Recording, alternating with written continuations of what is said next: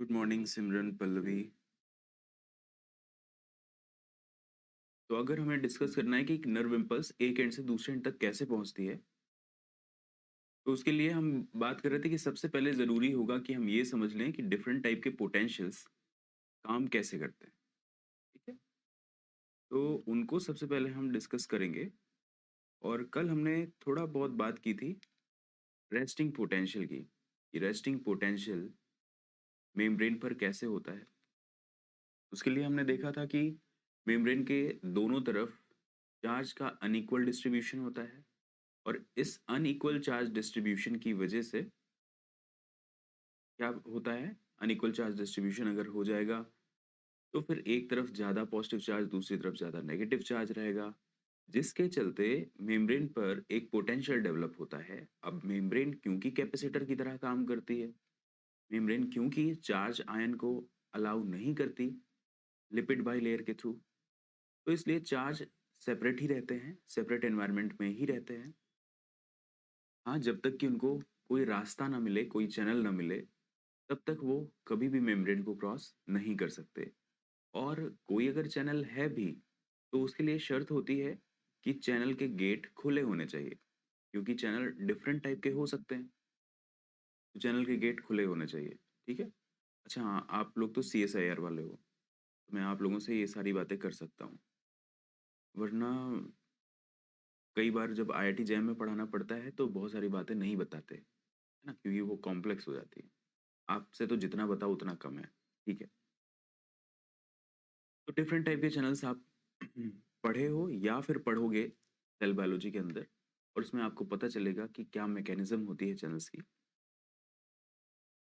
यार, मेम्ब्रेन के ऊपर सबसे ज़्यादा रेस्टिंग पोटेंशियल इन्फ्लुएंस होता है पोटेशियम आयन की वजह से, क्योंकि पोटेशियम की एंट्री वो हमेशा सेल के लिए, मतलब सेल हमेशा पोटेशियम के लिए परमेबल होती है, क्योंकि पोटेशियम वाले चैनल हमेशा खुले रहते हैं। ठीक है,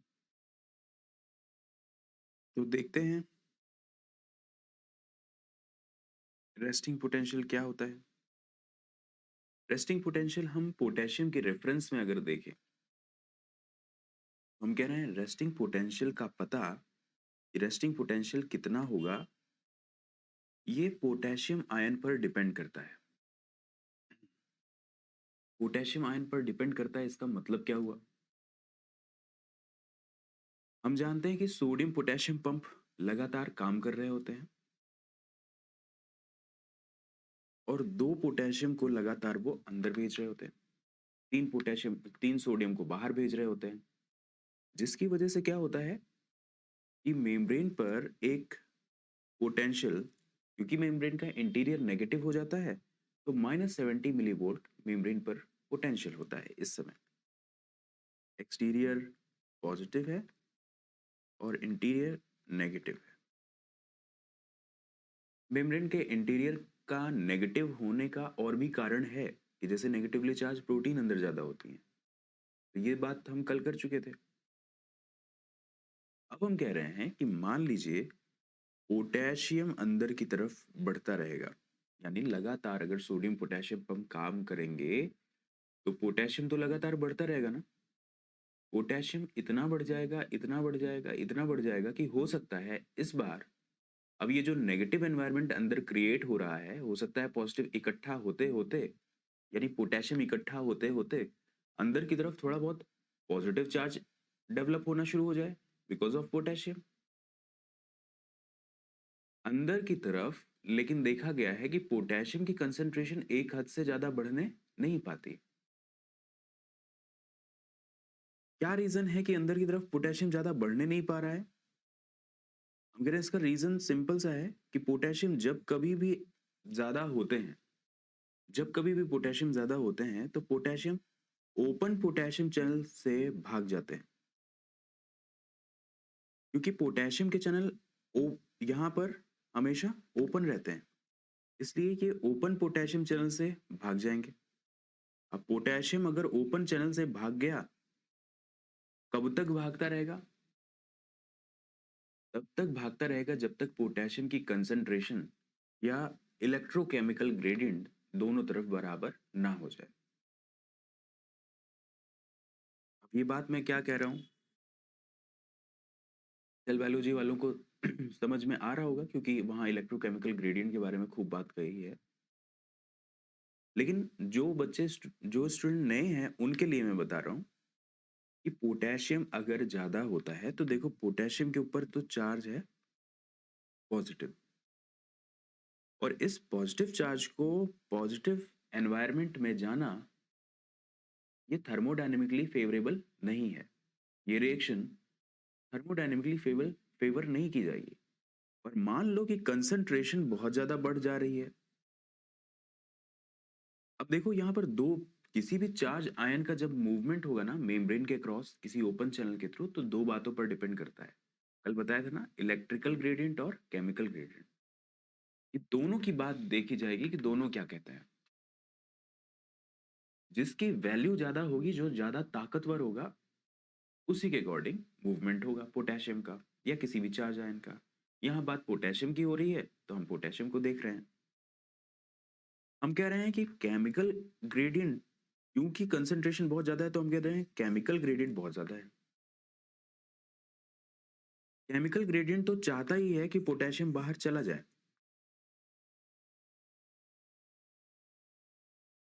पर इसको मना कौन कर रहा है? Electrical gradient. और क्यों? क्योंकि इलेक्ट्रिकल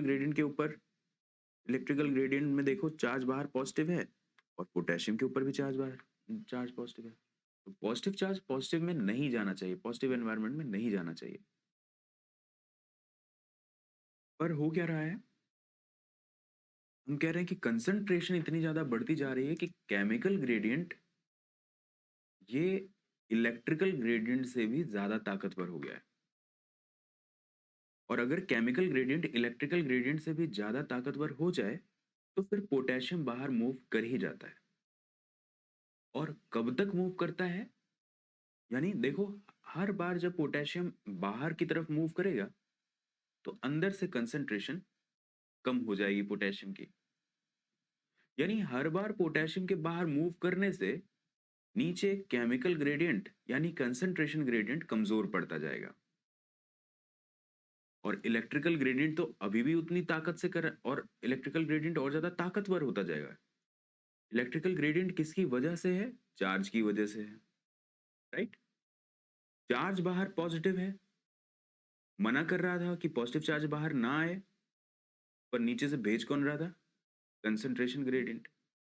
कंसंट्रेशन ग्रेडियंट के अकॉर्डिंग बात मान करके जब पोटेशियम बाहर पॉजिटिव वाले एनवायरनमेंट में आ रहा था तो नीचे कंसंट्रेशन ग्रेडियंट तो कम हो रहा है, पर ऊपर की तरफ क्योंकि पोटेशियम इकट्ठा होते जा रहा है, पॉजिटिव चार्ज आयन आते जा रहे हैं, मतलब कि इलेक्ट्रिकल ग्रेडियंट और ज्यादा स्ट्रांग होता जा रहा है और नीचे कंसंट्रेशन ग्रेडियंट कमजोर होता जाएगा।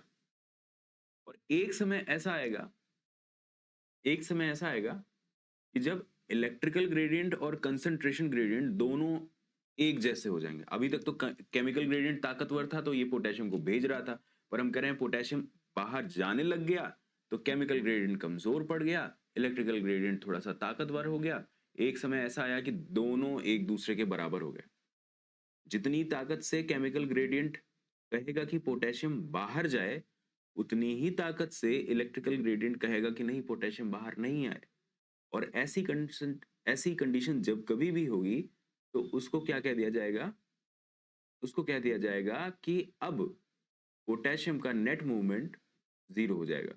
क्यों? क्योंकि पोटेशियम का नेट मूवमेंट इसलिए जीरो हो गया कि इलेक्ट्रिकल ग्रेडियंट ने केमिकल ग्रेडियंट को नलीफाई कर दिया और अब पोटेशियम कहीं नहीं जा रहा।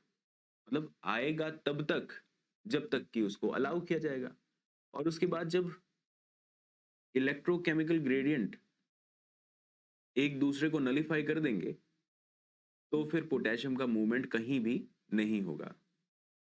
ठीक है ना? तो यहां पे यही लिखा गया है कि पोटेशियम बाहर जा रहा था तो देखो बाहर की तरफ पॉजिटिव चार्ज इकट्ठा हो जा रहा है। वैसे तो बाहर पॉजिटिव चार्ज थे, पर पोटेशियम के बाहर जाने से और पॉजिटिव चार्ज इकट्ठा हो गए। इसका मतलब कौन ताकतवर होता जा रहा है? Electrical gradient. और कंसंट्रेशन पोटेशियम के नीचे कम होती रह रही है, तो कंसंट्रेशन ग्रेडियंट कमजोर हो रहा है। और ऐसे में एक समय ऐसा आएगा कि जो ताकतवर था वो कमजोर हो जाएगा और जो इलेक्ट्रिकल ग्रेडियंट था वो थोड़ा स्ट्रांग हो जाएगा, या दोनों एक दूसरे के बराबर हो जाएंगे। जब दोनों एक दूसरे के बराबर हो जाएंगे तो नेट मूवमेंट पोटेशियम का जीरो हो जाएगा। कहने का मतलब है कि पोटेशियम तब तक बाहर जाता रहेगा जब तक पोटेशियम के मूवमेंट को इलेक्ट्रोकेमिकल ग्रेडियंट अलाउ करते हैं। उन्होंने अलाउ करना बंद कर दिया तो नेट मूवमेंट पोटेशियम का जीरो हो जाएगा। और जब नेट मूवमेंट जीरो हो जाएगा तो मेम्ब्रेन पर पोटेंशियल -70 स्टेबल हो जाएगा। अदरवाइज अगर पोटेशियम अंदर की तरफ बढ़ता रहता ना तो पॉजिटिव चार्ज बढ़ते, और अगर अंदर की तरफ पॉजिटिव चार्ज बढ़ते तो फिर क्या होता? मेम्ब्रेन पोटेंशियल कभी भी -70 थोड़ी रह पाता। मान लो कि अंदर की तरफ पॉजिटिव चार्ज बढ़ रहे हैं, तो इंटीरियर सेल का थोड़ा पॉजिटिव होने लगता ना, तो वैल्यू तो -70 से शिफ्ट होकर के थोड़ा इधर की तरफ आ सकती थी। हो सकता है -70 से थोड़ा कम माइनस हो जाती, क्योंकि पॉजिटिव चार्ज इकट्ठा हो रहा है। हो सकता है -70 से कम होकर के -60, हो सकता है -50 आ जाती, यानी कम माइनस वैल्यू होती जाती है अगर पोटेशियम इकट्ठा हो जाता तो। लेकिन हम कह रहे हैं जो पोटेशियम इकट्ठा हो भी रहा था तो वो तो भाग करके बाहर चला गया, और तब तक भागता रहता है जब तक पोटेशियम अपना इक्विलिब्रियम अटेन ना कर ले, कि पोटेशियम का नेट मूवमेंट जीरो हो जाए आयन चैनल्स के थ्रू।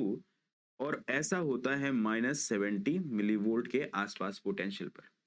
इसीलिए -70 मिलीवोल्ट को रेस्टिंग पोटेंशियल कहते हैं।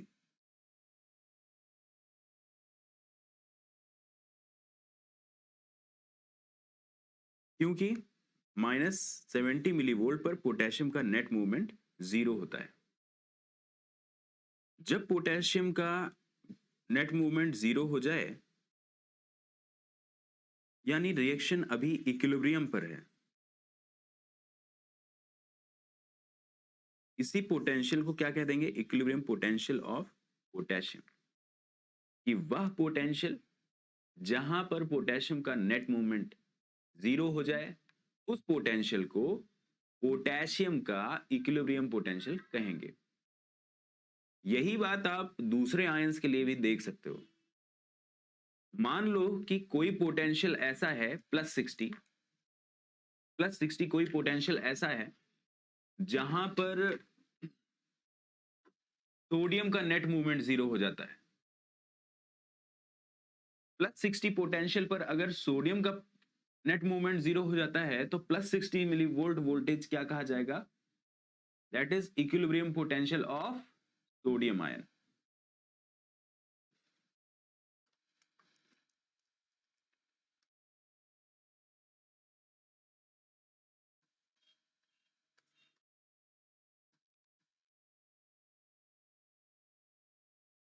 नेट मूवमेंट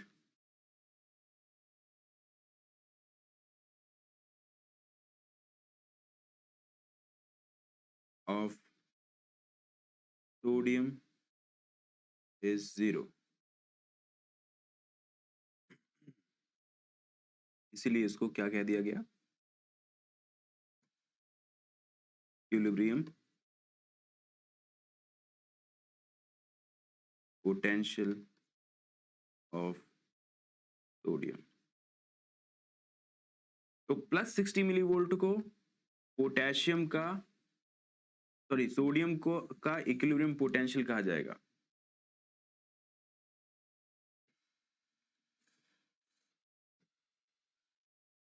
जबकि -70 को पोटेशियम का इक्विलिब्रियम पोटेंशियल कहा जाएगा।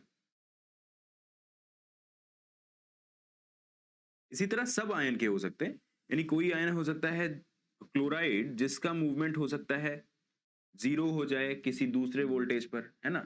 तो सभी के अपना अपना इक्विलिब्रियम पोटेंशियल होगा, पर शर्त यह है कि उनको एंट्री दी जानी चाहिए ताकि वो मूवमेंट तो कर सके। हर आयन मूवमेंट हर समय नहीं कर सकता। केवल पोटेशियम ही ऐसा आयन है जिसके ओपन आयन चैनल प्रेजेंट होते हैं, और तो किसी के प्रेजेंट होते नहीं, सभी के चैनल में गेट लगा हुआ है। केवल पोटेशियम ही ऐसा है जिसके चैनल में गेट नहीं लगा, ओपन आयन चैनल। इसलिए पोटेशियम का ही मूवमेंट हर बार देखा जाता है।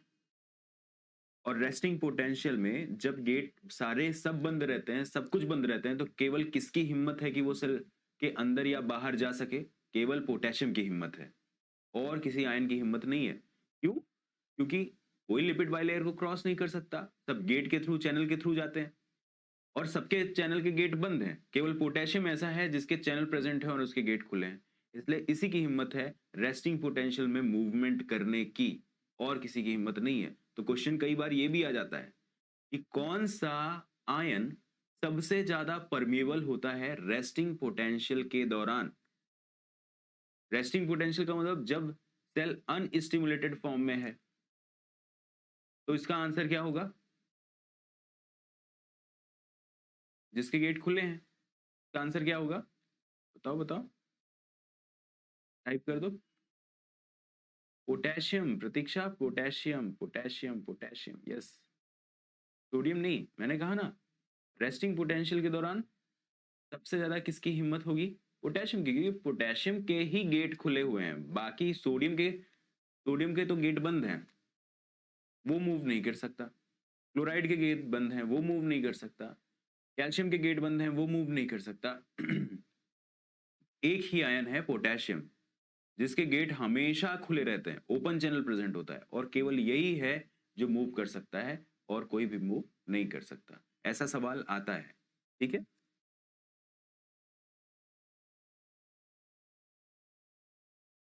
तो अगर मान लीजिए कि पोटेशियम के मूवमेंट के लिए, अगर पोटेशियम का मूवमेंट सेल के बाहर की तरफ हो रहा है, अपने आप हो रहा है बिना किसी एनर्जी इन्वेस्टमेंट के, तो इसका मतलब ये है कि रिएक्शन स्पॉन्टेनियस हो रही है, रिएक्शन अपने आप हो रही है। कभी भी स्पॉन्टेनियस रिएक्शन के लिए अगर फ्री एनर्जी चेंज को, गिब्स फ्री एनर्जी चेंज को कैलकुलेट करोगे, डेल्टा जी मतलब गिव्स फ्री एनर्जी चेंज, उसको कैलकुलेट करोगे तो वो कैसी आएगी? पॉजिटिव नहीं आएगी, नेगेटिव आएगी, राइट। अगर स्पॉन्टेनियस रिएक्शन के लिए आप कैलकुलेट करोगे डेल्टा जी, तो स्पॉन्टेनियस रिएक्शन के लिए आएगी डेल्टा जी हमेशा नेगेटिव। डेल्टा जी मतलब गिव्स फ्री एनर्जी चेंज कितना आएगा? Negative for spontaneous reaction.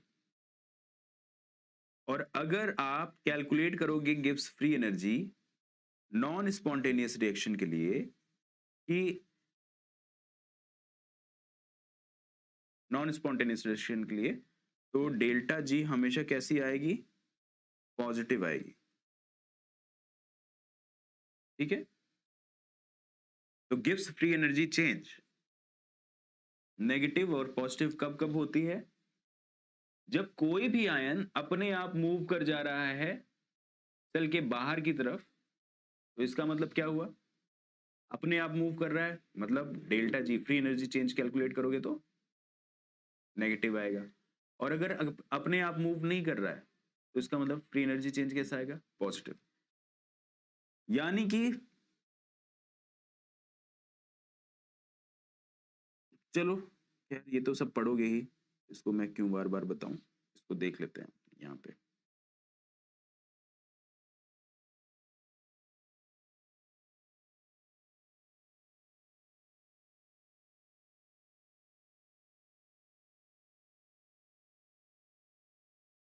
Potassium,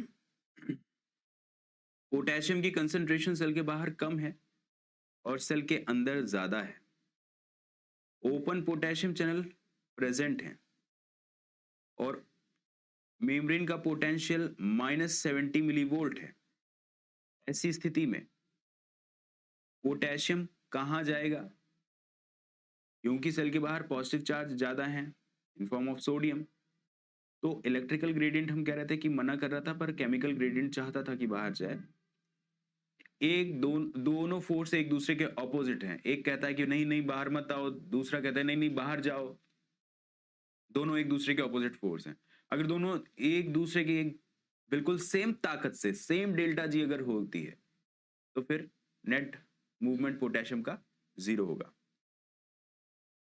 मतलब अगर नजरों से देखो किसके, केमिकल ग्रेडियंट के, अभी यहाँ केमिकल ग्रेडियंट के नजरों से देखो, केमिकल ग्रेडियंट क्या चाहता है, तो केमिकल ग्रेडियंट के अनुसार पोटेशियम का बाहर जाना स्पॉन्टेनियस होगा या नॉन स्पॉन्टेनियस, केवल केमिकल ग्रेडियंट यानी केवल कंसंट्रेशन के हिसाब से देखो,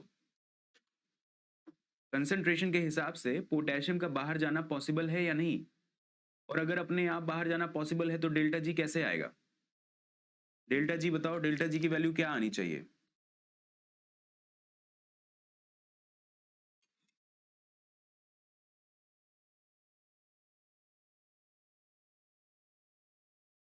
डेल्टा जी नेगेटिव आनी चाहिए, गुड, ठीक है, क्योंकि स्पॉन्टेनियस रिएक्शन के लिए गिब्स फ्री एनर्जी चेंज हमेशा कैसा आता है, नेगेटिव।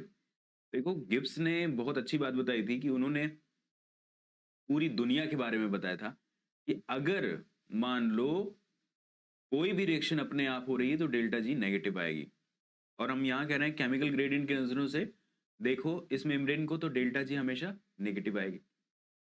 लेकिन अगर इलेक्ट्रिकल ग्रेडियंट की नजर से देखो तो इलेक्ट्रिकल ग्रेडियंट के नजर से डेल्टा जी कैसी आएगी, देख करके बताओ। इलेक्ट्रिकल ग्रेडियंट क्या चाहेगा, यानी चार्ज वाला ग्रेडियंट क्या चाहता है कि पॉजिटिव चार्ज तो पहले से ही बाहर जाता है, अब और ज्यादा पॉजिटिव चार्ज बाहर नहीं आना चाहिए, मतलब डेल्टा जी गुड पॉजिटिव आएगी, राइट।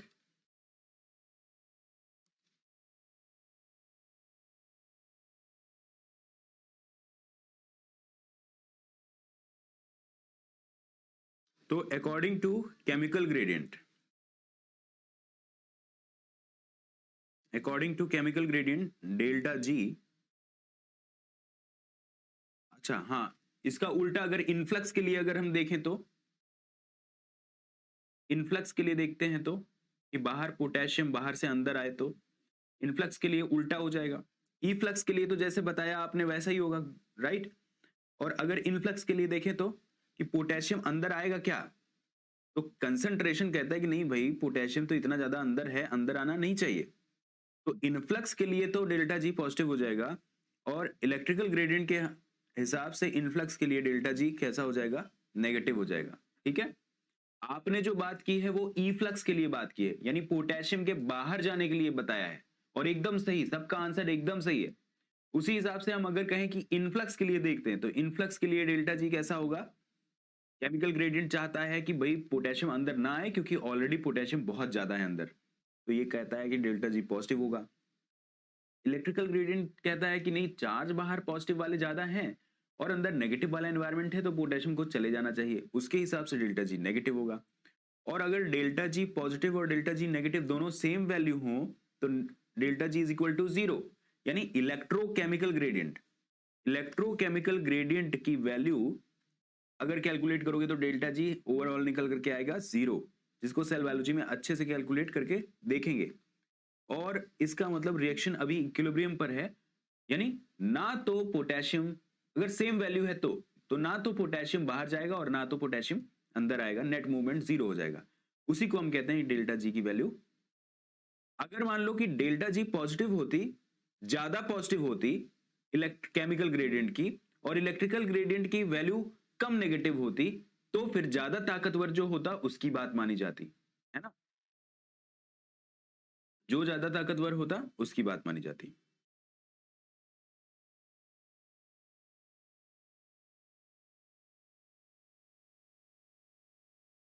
खैर हमें अब तक क्या पता चल चुका है, हमें अब तक पता चल चुका है कि रेस्टिंग मेम्ब्रेन पोटेंशियल जो कुछ भी है वह पोटेशियम के इक्विलिब्रियम पोटेंशियल के बराबर होता है, जो कि -70 मिलीवोल्ट। यानी आप मेम्ब्रेन किसी भी मेम्ब्रेन को देख लो, और अगर मेम्ब्रेन पर पोटेशियम का नेट मूवमेंट जीरो है कि पोटेशियम मूव नहीं कर रहा है, तो आप वहीं पर चेक कर लो कि देखो जरा वोल्टेज क्या है मेम्ब्रेन पर, इस समय वोल्टेज क्या है जब पोटेशियम का नेट मूवमेंट जीरो है, तब नेट मूवमेंट जीरो का मतलब समझ रहे हो, ऐसा नहीं कि पोटेशियम कहीं मूव ही नहीं करेगा। रेस्टिंग पोटेंशियल पर तो हम कहते हैं कि सबसे ज्यादा परमिएबिलिटी किसकी होती है, सिर्फ पोटेशियम की ही हो पाती है। अब हम एक तरफ कह रहे हैं कि परमेबिलिटी पोटेशियम की ज्यादा हो पाती है, एक तरफ कह रहे हैं कि नेट मूवमेंट जीरो है। नेट मूवमेंट जीरो का मतलब ये नहीं होता कि पोटेशियम मूव ही नहीं कर रहे हैं। नेट मूवमेंट जीरो का मतलब होता है कि अगर 4 पोटेशियम बाहर गए हैं तो at the same time 4 potassium कहीं से अंदर भी आ रहे हैं, तो मतलब नेट मूवमेंट जीरो हो गया, जितने गए उतने अंदर आ गए। नेट मूवमेंट जीरो इसी को कहा जाता है। ठीक है, तो ये बात थी नेट मूवमेंट जीरो होने की। अगर आप वहां पर कैलकुलेट कर लो, तो कैलकुलेट करने पर आपको या मेम्ब्रेन पोटेंशियल को चेक कर लो, तो आपको मेम्ब्रेन पर पोटेंशियल -70 मिलेगा उस दौरान जबकि पोटेशियम का नेट मूवमेंट जीरो हो। अब equilibrium potential of ion can be calculated by Nernst equation. यानी हम कहते बार बार कि चेक कर लो पोटेंशियल कितना है। अब चेक करने का तरीका क्या था, आप वही इलेक्ट्रोड लगा के चेक करते हो, लेकिन आप चाहो तो उसको कैलकुलेट कर सकते हो। कितना वोल्टेज होगा मेम्ब्रेन पर, इसको आप कैलकुलेट कर सकते हो, या किसी आयन का कितना इक्विलिब्रियम पोटेंशियल होगा उसको आप कैलकुलेट कर सकते हो। बस उसकी कंसंट्रेशन पता होनी चाहिए, और उसके लिए इक्विलिब्रियम पोटेंशियल अगर किसी का भी पता करना है तो ये वाला फॉर्मूला लगेगा। मान लो कि आपको पोटेशियम का इक्विलिब्रियम पोटेंशियल पता करना है, राइट?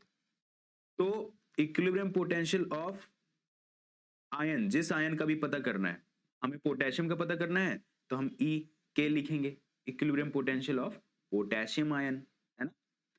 फिर R T Z F log ion that is present, ion concentration that is present outside upon ion concentration that is present inside. This is the first formula which is derived from Nernst equation. Nernst equation का ये पहला formula है, R T upon Z F. अब जो पुराने student होंगे उनको ये पता होगा कि इसी से मिलता जुलता डेल्टा जी वाला फॉर्मूला भी है, जो गिब्स फ्री एनर्जी के बारे में बताता है, आइडिया देता है कि पोटेशियम बाहर की तरफ जाएगा या पोटेशियम अंदर की तरफ आएगा।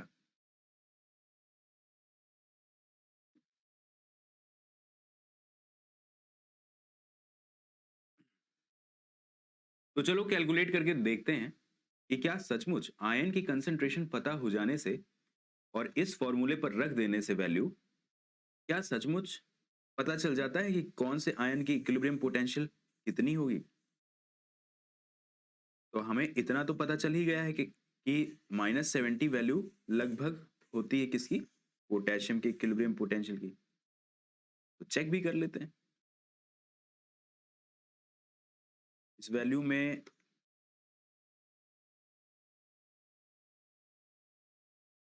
आर क्या है, गैस कांस्टेंट है, टी टेम्परेचर कांस्टेंट है, जेड आयन पर कितना चार्ज है, कि जैसे पोटेशियम है तो पोटेशियम पर +1 का चार्ज है। सोडियम अगर होता तो सोडियम पर भी +1 का चार्ज होता। क्लोराइड होता तो वहां -1 का चार्ज हो जाता, राइट? तो Z का मतलब चार्ज कितना प्रेजेंट है, और F मतलब फैराडे कांस्टेंट। और फैराडे कांस्टेंट की वैल्यू इसमें लेंगे किलो कैलोरी वोल्ट में लेंगे, जिसकी वैल्यू 23 आती है। खैर,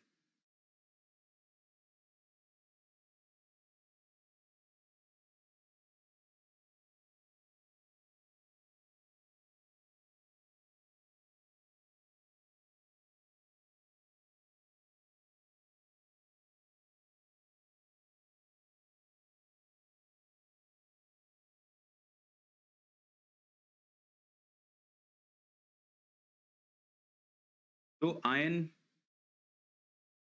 यहां पर जब वैल्यू रखा, ठीक है, तो 2.303 आर टी जेड एफ, देखो 2.303 आर टी की वैल्यू, आर टी तो मान लीजिए कि कांस्टेंट है, ठीक है, आर टी कांस्टेंट है, फैराडे भी यहाँ पर कांस्टेंट ही है। जो वेरिएबल है हम उसको अगर देखें तो देखो गैस टेम्परेचर कांस्टेंट और 2.303 को अगर आप यहाँ पर कैलकुलेट करो तो वैल्यू आ जाती है 61 मिली वोल्ट, ठीक है। और आर टी अपॉन जेड कर दो, sorry R T upon F कर दो, तो 61 मिली वोल्ट अपॉन जेड आ जाएगा। और असल में ये है वैल्यू, ये है फॉर्मूला जो असली फॉर्मूला है जो आपको फाइनली मिलता है। यानी आपको ये वाला फॉर्मूला याद करना पड़ेगा। ये फॉर्मूला इससे डिराइव किया गया है, पर आप इस फॉर्मूले को याद कर सकते हो आयन का इक्विलिब्रियम कैलकुलेट करने के लिए, क्योंकि ये थोड़ा सा और सॉल्व फॉर्मूला है।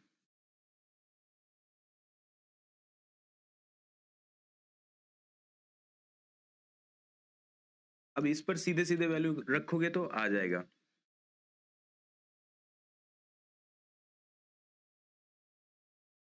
अब आयन की वैल्यू रख दो चाहे तो,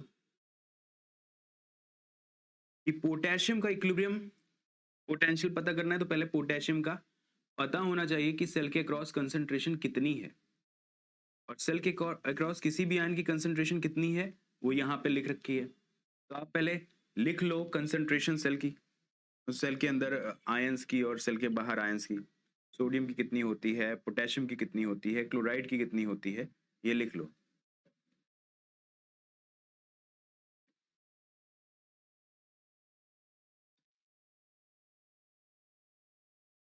लिख लो तो आगे फिर हम बढ़े।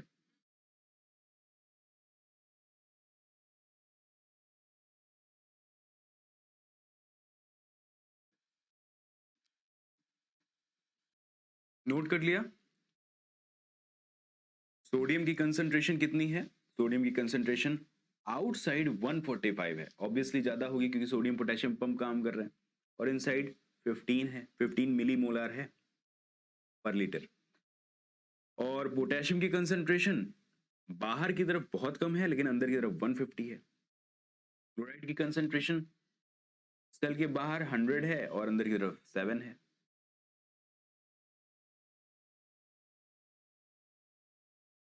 तो इक्विलिब्रियम पोटेंशियल ऑफ पोटेशियम कितना आ गया, 61 milli volt upon Z, Z कितना है, चार्ज कितना है पोटेशियम पर, +1, लॉग 5 अपॉन 150 रखने से आपको इतना मिल जाएगा। और फाइनली आपके पास जो निकल करके आएगा सॉल्व करने के बाद, लॉग 0.3 की वैल्यू इतनी होती है, और log 0.3 की वैल्यू अगर इतनी है तो सॉल्व करोगे तो फाइनली आपको -90 मिली वोल्ट आएगा। मतलब ये कोई मैं अपने मन से नहीं बता रहा हूँ, ये पढ़ी पढ़ाई बात है। ये नर्स ने कैलकुलेट करके बताया था, नर्स ने कैलकुलेट करके बताया था कि -90 मिली वोल्ट आ रहा है। ये सब कुछ यानी ये अपने मन से कोई सवाल एग्जाम्पल में नहीं दिया है। ये असली बात है कि पोटेशियम की कंसंट्रेशन सचमुच इतनी बाहर होती है, इतनी अंदर होती है। और नर्स्ट इक्वेशन ने जो भी बताया है, तो उनके बताने के हिसाब से -90 मिली वोल्ट पोटेशियम का इक्विलिब्रियम पोटेंशियल आ रहा है। अब क्या समस्या हो गई, हम शुरू से गाना गाते आ रहे थे कि -70 -70 -70 -70 या -60 मिली वोल्ट -60 मिली वोल्ट -60 मिली वोल्ट। और नर्स्ट भाई साहब जब आए तो इन्होंने क्या बता दिया कि मेम्ब्रेन पोटेंशियल कितना हो जाएगा कैलकुलेट करने पर, -90। ऐसे क्यों हो रहा है भाई, यानी चेक करने पर तो -70 या -60 के आसपास आ रहा है, और यहां पर कितना आ रहा है, -90। तो ऐसे कैसे पॉसिबल है। हाँ निकिता, आ सकते हैं, आ सकते हैं, इसलिए तो मैं कह रहा हूं ना, ये सेकंड वाला फॉर्मूला आप याद रखना, ये वाला फॉर्मूला याद रखना। वैसे तो आते नहीं है, बहुत कम आया है, लेकिन अगर आप गेट का एग्जाम दे रहे हो तो गेट के एग्जाम में आ सकता है। और अगर आप आईआईटी जैम में होते तो आईआईटी जैम में आता। हाँ, एनिमल फिजियोलॉजी में सीएसआईआर नेट में हो सकता है नेक्स्ट इक्वेशन पर कुछ दे दें, कभी दे दें, पहले पुराने ज़माने में आता था, अभी आजकल तो नहीं आ रहा है। लेकिन क्या कोई भरोसा है? पर फिर भी कंसेप्ट बिल्डअप करने के लिए तो ये चाहिए ही चाहिए। और इसमें इसमें कोई ज़्यादा मैथ तो कहाँ लग रही है? देखो मैथ लग ही नहीं रही है। अगर वो देंगे भी ना तो लॉग की टेबल, यानी अगर आप ये डिवीज़न जानते होगे, अगर ये डिवीज़न जानते होगे तो सब कर लोगे, ठीक है? क्योंकि लॉग की वैल्यू तो वो खुद ही दे रखेंगे। आप ये डिवीज़न कर लोगे 0.3 आएगा, और जब आएगा तो लॉग की वैल्यू दे रखी होगी और आप, हाँ, तो ठीक है निकिता, अगर आप लॉग की वैल्यू वहाँ दे रखी होगी तो आप आराम से इसको कर लोगे, कोई टेंशन नहीं होगी, है ना? तो क्या जाता है एनिमल फिजियोलॉजी में, एक ही तो मैथमेटिक्स वाला फ़ॉर्मूला है बस। डेल्टा जी कैलकुलेट करने के लिए आ सकता है, पर वो सेल बायोलॉजी में आप पढ़ोगे और उसमें पढ़ोगे, बायोकेमिस्ट्री में पढ़ोगे। डेल्टा जी वाली बात जो मैं बता रहा हूँ ना, इनफ्लक्स, ई-फ्लक्स, ये सब आप 2-2 जगह पढ़ोगे। इसलिए चिंता तो करना ही मत, है ना? मैंने पढ़ा दिया है ऑलरेडी, सब कुछ पढ़ा दिया है उसमें सेल बायोलॉजी में। लेकिन एनिमल फिजियो में नहीं पढ़ा रहा, क्योंकि यहाँ पे वापस रिपीट नहीं करना है, क्योंकि आप ऑलरेडी 2 बार पढ़ोगे और डेल्टा जी की बातें आप 3-3 बार पढ़ते हो। तो अगर आप ढंग से समझ लोगे तो कभी भी भूलेगा नहीं, कभी भी नहीं भूलेगा। मतलब 80 साल की एज में भी आप बता दोगे कि डेल्टा जी पॉजिटिव होगा, नेगेटिव होगा, कैसे कैलकुलेट करेंगे? Delta G equal to 2.303 RT log C out by C in, ऐसा कुछ फॉर्मूला है। तो वो सब आप बता दोगे। हाँ निकिता, कोई बात नहीं, बता दोगे, अभी आगे तो आने ही वाला है ना। यही मेरी बात जो मैं कह रहा हूँ वो सारी बातें वहां पर थोड़ी रिपीट हो जाएंगी, वहां पर तो और ज्यादा समझ में आ जाएगा, क्योंकि वहां पर तो उसका एक्सटेंशन पढ़ोगे, है ना? खैर, हमें यहाँ पर इस हिसाब से पढ़ना है कि आपको बस ये वाला फॉर्मूला कैलकुलेट करना है। और हम बात कर रहे थे कि हमने जब इतना शुरू से हम कहते आ रहे थे कि इक्विलिब्रियम पोटेंशियल जब हम कैलकुलेट करेंगे तो -70 के आसपास आएगा या -60 के आसपास आएगा, पर अभी यहाँ पर इतना ज्यादा माइनस माइनस 90 कैसे आ रहा है? कुछ तो गड़बड़ है, कुछ तो गड़बड़ है। दया, दरवाजा तोड़ दो, सही बात है ना? तो चलो दरवाजा तोड़ते हैं और पता लगाते हैं कि आखिर क्या गड़बड़ है। कि जब वोल्टेज चेक करो गैल्वेनोमीटर लगा करके या वोल्ट मीटर लगा के, तो वहां तो वैल्यू -60 के आसपास आती है। लेकिन यहां पर ऐसी क्या बात हो गई कि -90 कैलकुलेशन आ रहा है? क्या कैलकुलेशन गलत है क्या? नहीं, कैलकुलेशन गलत नहीं है। देखो यहां पर लिखा भी है, बस रेस्टिंग पोटेंशियल -670 नहीं, -60 कर दो, -60 मिली वोल्ट। हम कह रहे हैं कि -90 कैलकुलेशन से आ रही है और -60 चेक करने पर आ रही है। अब इस बात को एक्सप्लेन किया गोल्डमैन ने, और उन्होंने गोल्डमैन इक्वेशन दिया। उन्होंने कहा कि नर्स्ट ने कुछ बातें हैं जिनको बताया ही नहीं, और उसको फिर गोल्डमैन ने एक्सप्लेन किया अपने गोल्डमैन इक्वेशन से। और गोल्डमैन इक्वेशन ये कहता था, ये बताता था कि आखिर कैसे मेम्ब्रेन पर वोल्टेज को कैलकुलेट किया जाना चाहिए। तो voltage on membrane is calculated by this Goldman equation. और गोल्डमैन ने क्या कहा कि नर्स ने एक काम गलत किया कि इन्होंने सिर्फ पोटेशियम के बारे में सोचा, जबकि नर्स को बाकी दूसरे आयंस के बारे में भी तो सोचना चाहिए। ठीक है, पोटेशियम केवल मूव कर सकता है, रेस्ट, जब मेम्ब्रेन अनस्टिमुलेटेड फॉर्म में हो तो ठीक है, ये बात सही है कि केवल पोटेशियम ही है जो सेल के अंदर और बाहर की तरफ मूव कर सकता है बिकॉज ऑफ ओपन चैनल। लेकिन बाकी दूसरे आयंस का क्या? वो भी तो कुछ ना कुछ कंट्रीब्यूट कर रहे हैं इलेक्ट्रिकल ग्रेडियंट क्रिएट करने में। तो जितने भी चार्ज आयन हैं, जब वो इलेक्ट्रिकल ग्रेडियंट में कंट्रीब्यूशन कर रहे हैं, तो उनका कंट्रीब्यूशन कंसीडर क्यों नहीं किया जा रहा? उनको भी तो कंसीडर किया जाना चाहिए, उनकी भी तो कंसेंट्रेशन कैलकुलेट करो। तो गोल्डमैन ने सबका ध्यान रखा, सबका साथ सबका विकास, और फिर इस तरह से उन्होंने गोल्डमैन इक्वेशन दी और फिर बताया कि नहीं, सिर्फ एक का नहीं, सबका कैलकुलेट करना पड़ेगा, क्योंकि सभी के ऊपर चार्ज है और सबका कुछ ना कुछ कंट्रीब्यूशन जरूर इलेक्ट्रिकल ग्रेडियंट में होगा। तो देखो इन्होंने फिर पोटैश सेम नर्स इक्वेशन को रखा, सेम था, पर इन्होंने देखो पोटेशियम की भी कंसंट्रेशन देख ली, चेक कर ली, बाहर क्या है, सेल के अंदर क्या है। क्लोराइड की भी कंसंट्रेशन चेक कर ली, सेल के बाहर क्या है, सेल के अंदर क्या है। और सबका साथ सबका विकास करके इन्होंने जब देखा, और ये भी चेक किए रिलेटिव परमेबिलिटी। रिलेटिव परमेबिलिटी का मतलब कुछ कुछ आयन तो गलती से मूव कर जाते हैं, मतलब सोडियम के कहीं कहीं लीकी चैनल प्रेजेंट होते हैं, और सोडियम हो सकता है गलती से आ जाए, तो सबकी रिलेटिव परमेबिलिटी चेक करनी होगी। तो relative permeability of sodium upon relative permeability of sodium inside, है ना, सब सब कुछ चेक किया, और फाइनली रिलेटिव परमेबिलिटी की वैल्यू इन्होंने बताई कि देखो सबसे ज्यादा परमेबल तो पोटेशियम होता है। जब मेम्ब्रेन अनस्टिमुलेटेड फॉर्म में होती है तो P का मतलब रिलेटिव परमेबिलिटी, और रिलेटिव परमेबिलिटी सबसे ज्यादा होती है पोटेशियम की, जो हम पहले बता चुके हैं। और इसलिए P K is equal to, यानी relative permeability of potassium is equal to 1 इन्होंने बताया। लेकिन सोडियम और बाकी दूसरे आयंस की परमेबिलिटी बहुत कम होती है, सबकी हिम्मत नहीं है कि वो जब मेम्ब्रेन अनस्टिमुलेटेड फॉर्म में हो तो वो मेम्ब्रेन को क्रॉस कर जाए, सबकी हिम्मत नहीं है। तो relative permeability of sodium is very कम, और कितना कम देखो 0.04, and relative permeability of chloride is comparatively greater than that of relative permeability of sodium. So sodium is least permeable ion at resting potential, right? क्योंकि सबसे कम permeability show कर रहा है sodium. Even chloride की भी रिलेटिव परमेबिलिटी थोड़ी ज्यादा ही है, और पोटेशियम की तो सबसे ज्यादा है। खैर हमें वैल्यू पता चल चुकी है, P की जगह पर रिलेटिव परमेबिलिटी की वैल्यू हम रख देंगे, और यहां पर कंसंट्रेशन रख देंगे।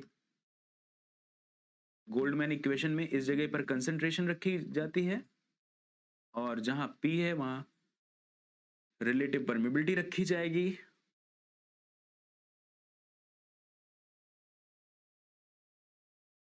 यहां रिलेटिव परमेबिलिटी रखी जाएगी, कंसंट्रेशन रखी जाएगी, और फिर आराम से वैल्यू निकल आएगी।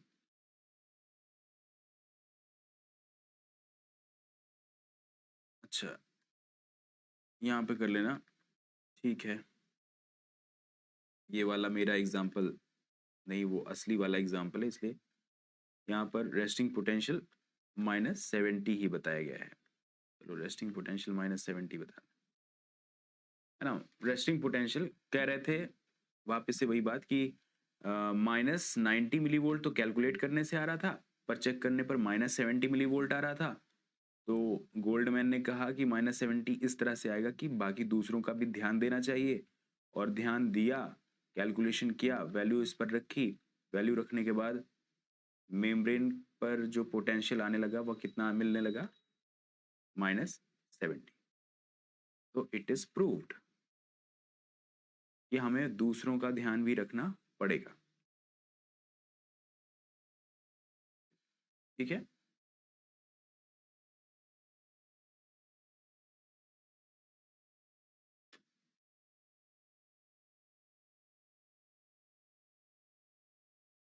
किसको किसको नहीं समझ में आया ये बताओ।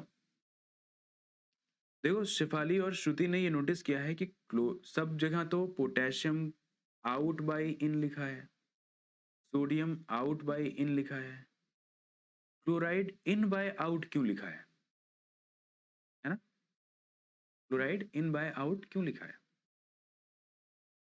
क्योंकि इसलिए देखो पोटेशियम की कंसंट्रेशन कहाँ ज्यादा रहती है, पोटेशियम की कंसंट्रेशन रहती है सबसे ज्यादा अंदर की तरफ, और कम कंसंट्रेशन होती है बाहर की तरफ।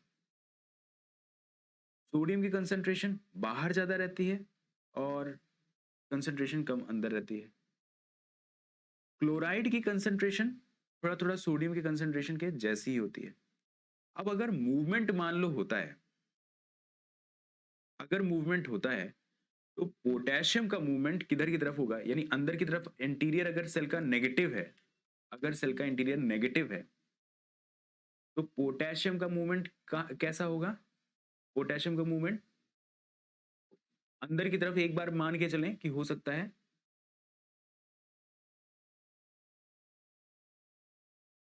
एक मिनट, क्या रिलेटिव परमेबिलिटी अगर सेम हो तो वैल्यू ऐड करने की जरूरत है क्या सर? बिकॉज ऊपर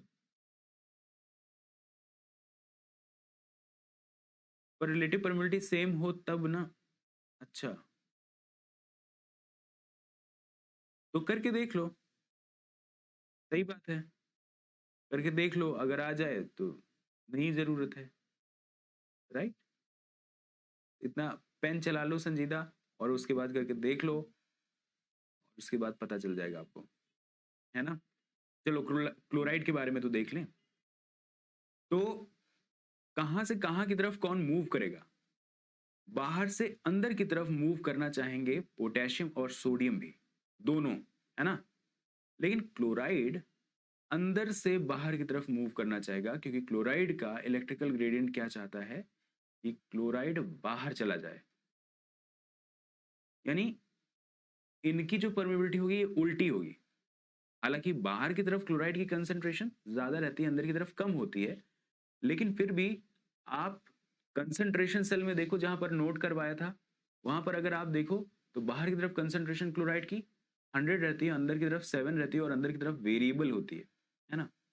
इनमें कोई ज्यादा फर्क नहीं पड़ता और थोड़ी बहुत वेरिएबल होती है। क्लोराइड का मूवमेंट बाहर जाने को ज्यादा चाहता है, और इसलिए इसकी जो मूवमेंट लिखी हुई है वो इन बाय आउट लिख रखी है। बाकी सबका आउट बाय इन रखा है, क्योंकि बाहर पॉजिटिव एनवायरनमेंट है और बाहर से पॉजिटिव चार्ज सोचते हैं कि अंदर आ जाए। पर क्लोराइड का क्या है? क्लोराइड के ऊपर, खुद के ऊपर चार्ज नेगेटिव है, और क्लोराइड ये सोचता है कि ये बाहर चले जाए।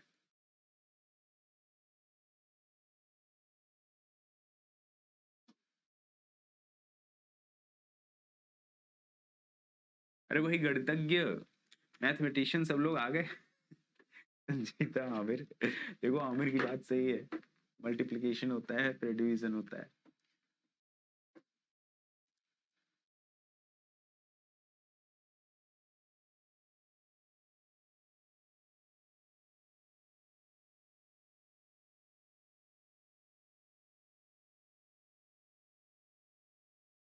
देखो आमिर ने बता दिया है संजीता, आप देख लो, ठीक है। चलो अब आगे बढ़ते हैं, नहीं तो हम इसी में रहेंगे। तो दो ही बातें तो आपको ध्यान रखनी थी ना, नस्ट इक्वेशन की, गोल्डमैन इक्वेशन की। उसके बाद अब हम पढ़ने जा रहे हैं excitation of neuron and generation of action potential. Excitation of neuron and generation of action potential ये कैसे होता है? न्यूरॉन के ऊपर कहां कहां पर क्या क्या प्रेजेंट होता है, इसको देखिए। न्यूरॉन के स्ट्रक्चर में आप देखिए, इस एंड पर कौन से चैनल हैं? ये डिफरेंट टाइप के चैनल्स हैं, और सारे लिगेंड गेटेड हैं। डेंड्राइट पर प्रेजेंट सारे लिगेंड गेटेड चैनल होते हैं। यहां पर लिगेंड गेटेड चैनल, यहां पर लिगेंड गेटेड चैनल, यहां पर 1000 डेंड्राइट है तो हजारों डेंड्राइट पर सभी जगह पर लिगेंड गेटेड चैनल प्रेजेंट होंगे। लिगेंड गेटेड चैनल कौन से चैनल होंगे? हो सकता है लिगेंड गेटेड क्लोराइड चैनल हो सकता है लिगेंड गेटेड सोडियम चैनल हो, ये चैनल कोई भी हो सकते हैं।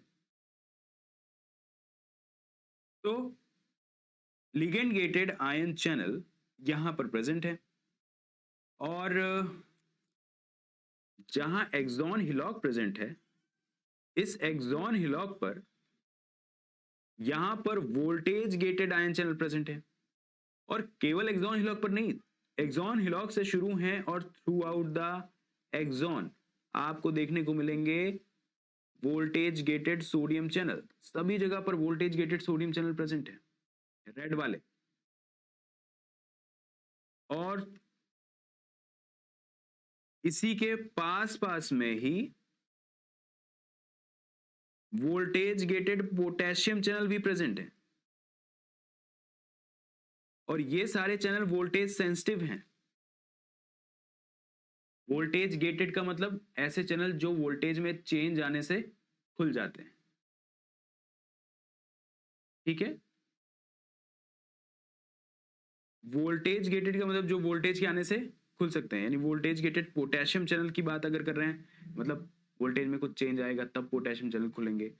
वोल्टेज गेटेड सोडियम चैनल की बात करें तो सोडियम में कुछ चेंज आएगा तो सोडियम खुल जाएंगे। अब लास्ट में आप देखो तो यहां पर एक्सॉन टर्मिनस पर एक दूसरे चैनल प्रेजेंट हैं और इन चैनल्स को कहा जा रहा है they are voltage gated calcium channel. ये वोल्टेज गेटेड कैल्शियम चैनल है। तो कितने चैनल हो गए?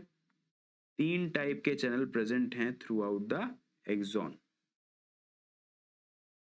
Voltage gated sodium channel, voltage gated potassium channel और एक्सॉन टर्मिनस पर वोल्टेज गेटेड कैल्शियम चैनल। तो कभी कभी सवाल ये भी आ जाता है कि voltage gated calcium channel, voltage gated calcium channel कहां पर प्रेजेंट होते हैं? तो आप क्या आंसर दोगे? एक्सॉन टर्मिनस पर। ठीक है, तो एक्सॉन का ये डायग्राम बनाओ और सभी जगह पर चैनल की लोकेशन बनाओ कि कहां कहां पर कौन से चैनल प्रेजेंट होते हैं। लिगेंड गेटेड चैनल कहां पर प्रेजेंट होंगे? डेंड्राइट पर। और एक्सॉन पर कौन से चैनल होंगे? सारे के सारे वोल्टेज गेटेड। उनमें से भी वोल्टेज गेटेड सोडियम और वोल्टेज गेटेड पोटेशियम चैनल तो थ्रू आउट द एक्सॉन होंगे। लास्ट में आपको दिखाई देगा voltage gated calcium channel. Number किसका ज्यादा है? तो number voltage gated sodium channel का काफी ज्यादा है। उसके बाद वोल्टेज गेटेड पोटेशियम चैनल के नंबर थोड़े कम हैं। ओपन पोटेशियम चैनल भी प्रेजेंट हैं, ऐसा नहीं कि ओपन पोटेशियम चैनल नहीं प्रेजेंट है, क्योंकि हम कह रहे थे ना कि ओपन पोटेशियम चैनल तो हर समय रहता ही है, हर जगह रहता ही है, तो ओपन पोटेशियम चैनल भी प्रेजेंट है और सोडियम पोटेशियम पंप भी प्रेजेंट है। यानी सिर्फ वोल्टेज गेटेड नहीं, सभी जगह पर ये सारे चैनल प्रेजेंट हैं, पर सबसे ज्यादा चैनल के नंबर किसके हैं? वोल्टेज गेटेड सोडियम चैनल के। और वोल्टेज गेटेड सोडियम चैनल को फास्ट चैनल कहा जाता है। वोल्टेज गेटेड सोडियम चैनल को क्या कहा जाता है? Fast channel. और फास्ट चैनल का मतलब है कि ये जब ओपन होंगे तो बहुत तेजी से सोडियम अंदर आना शुरू हो जाएगा। ठीक है, अब इनका जल्दी से आप बना लो डायग्राम और सारे चैनल्स को यहां पर लिख लो, फिर उसके बाद आगे बढ़ते हैं।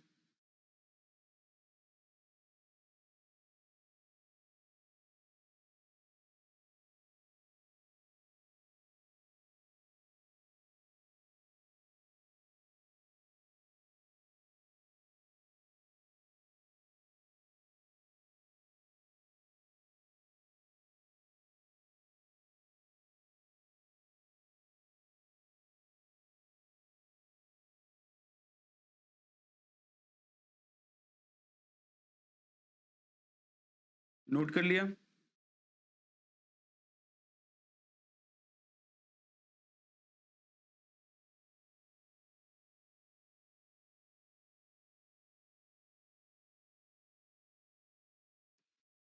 चलो,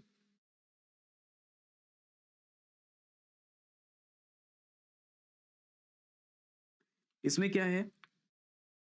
अब हम कह रहे हैं कि नर्व इंपल्स इनिशिएट कैसे होती है।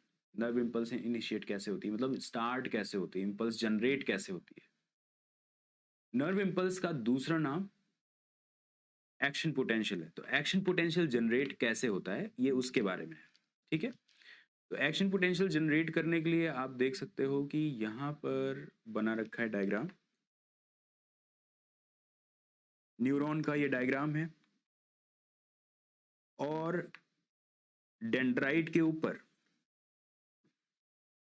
डेंड्राइट के ऊपर जो लिगेंड गेटेड चैनल्स हैं, मान लीजिए हम लिगेंड गेटेड सोडियम चैनल की बात कर रहे हैं और लिगेंड गेटेड सोडियम चैनल को जब हम देख रहे हैं तब यहां पर इन डेंड्राइट्स पर आप देखो न्यूरोट्रांसमीटर रिलीज किया जा रहा है किसी दूसरे न्यूरॉन से।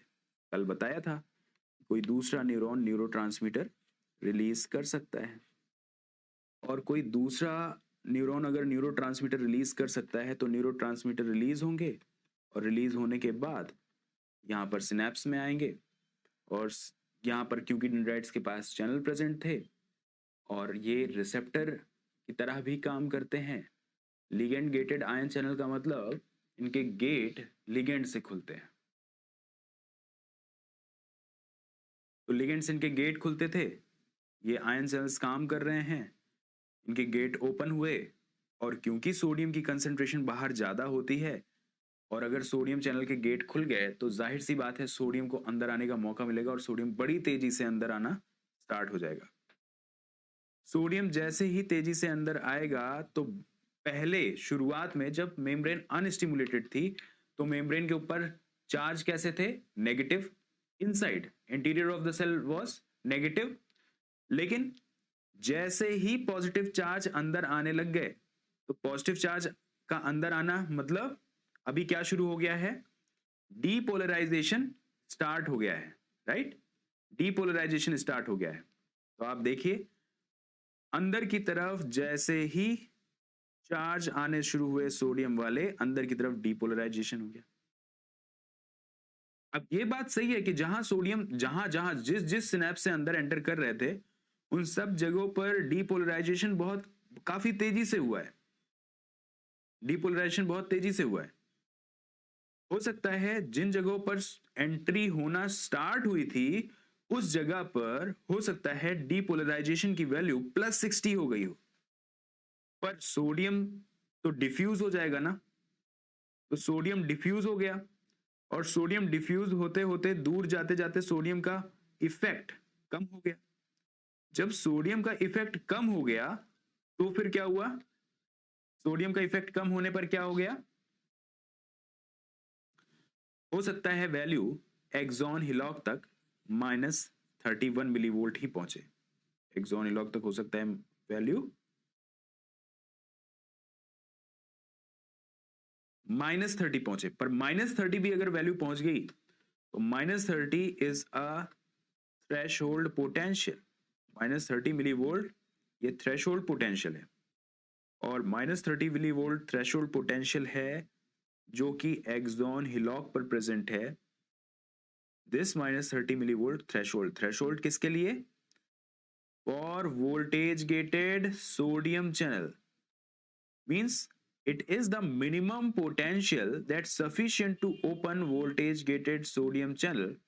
It means now at this voltage sodium voltage gated sodium channel will open and there will be rapid influx of sodium, and because of this rapid influx the potential or inside of the cell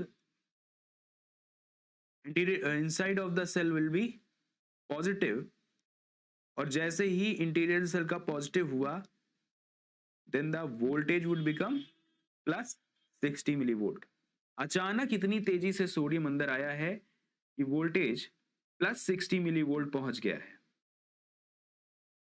ठीक है, voltage +60 millivolt पहुंच गया।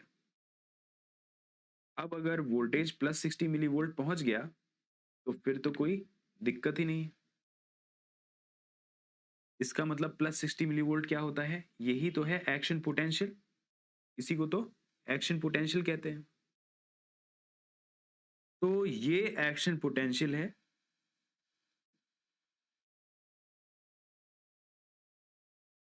जो पहली बार generate कहां पर हुआ?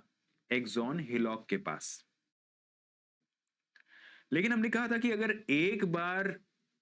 एक बार मान लीजिए +60 जनरेट हो गया और खूब सारे सोडियम अंदर एंटर कर गए तो सोडियम अपने पास, सोडियम के ऊपर पॉजिटिव चार्ज होता है, इसके पास वाला जो चैनल है ये इसको ओपन करवा देगा, क्योंकि पास वाले चैनल को ओपन होने के लिए केवल थ्रेशोल्ड पोटेंशियल चाहिए जो कि पड़ोस से मिल गया है। फिर ये इसको ओपन कर देगा, ये इसको ओपन कर देगा, ये इसको ओपन कर देगा, सब एक दूसरे को ओपन करते हुए चलेंगे।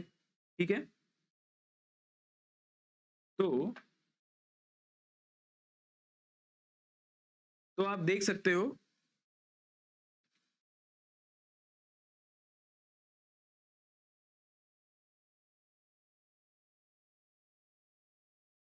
-70 मेम्ब्रेन पोटेंशियल वाले एरिया में, -70 मेम्ब्रेन पोटेंशियल वाले एरिया में मान लीजिए कि एक सिनेप्स से प्लस 30 मिलीवोल्ट चेंज आ गया है, यानी इतने सोडियम एंटर कर गए, इतने सोडियम एंटर कर गए कि यहां से चेंज +30 का आ गया। और इस वाले सिनेप्स पे न्यूरोट्रांसमीटर थोड़ा कम रिलीज किया गया, जिसकी वजह से सोडियम अंदर आया तो, पर सोडियम अंदर आने का इफेक्ट कितना हुआ, सिर्फ और सिर्फ +10 मिलीवोल्ट। पर क्या एक्शन पोटेंशियल जनरेट होगा, ये इस बात पर डिपेंड करता है कि इन दोनों को सम करने के बाद ओवरऑल पोटेंशियल कितना आ रहा है, वो भी एक्सॉन हिलॉक पर। तो एक्सॉन हिलॉक पर पोटेंशियल थ्रेशोल्ड मिलना चाहिए। हम कह रहे हैं यहां से +10 आया, यहां से -30 आया, दोनों को सम कर दिया तो -70 में मिलीवोल्ट वाले मेम्ब्रेन पोटेंशियल वाले एरिया में +30 और +10 मिला करके कितने हो गए, +40। और इसको अगर माइनस कर दोगे तो ओवरऑल पोटेंशियल कितना आ जाएगा, -30 मिलीवोल्ट। और हाँ, -30 मिलीवोल्ट तो पोटेंशियल कैसा है, ये ओवरऑल डेवलप हो रहा है अगर एक्सॉन हिलॉक पर, तो -30 मिलीवोल्ट को थ्रेशोल्ड कहा जाता है। यानी अगर इतना पोटेंशियल डेवलप हो गया तो फिर थ्रेशोल्ड पोटेंशियल मिल गया, मतलब अब voltage gated sodium channel open कर दिए जाएंगे। और एक बार voltage gated sodium channel open हो गया तो उसके पड़ोस वाला भी ओपन हो जाएगा। ठीक है,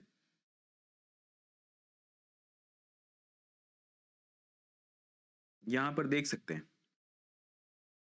कि सोडियम की एंट्री की वजह से, सोडियम की एंट्री की वजह से यहां -30 मिली वोल्ट वोल्टेज आया। और अगर -30 मिली वोल्ट वोल्टेज आ गया है तो यहां पर देखिए क्या हो रहा है,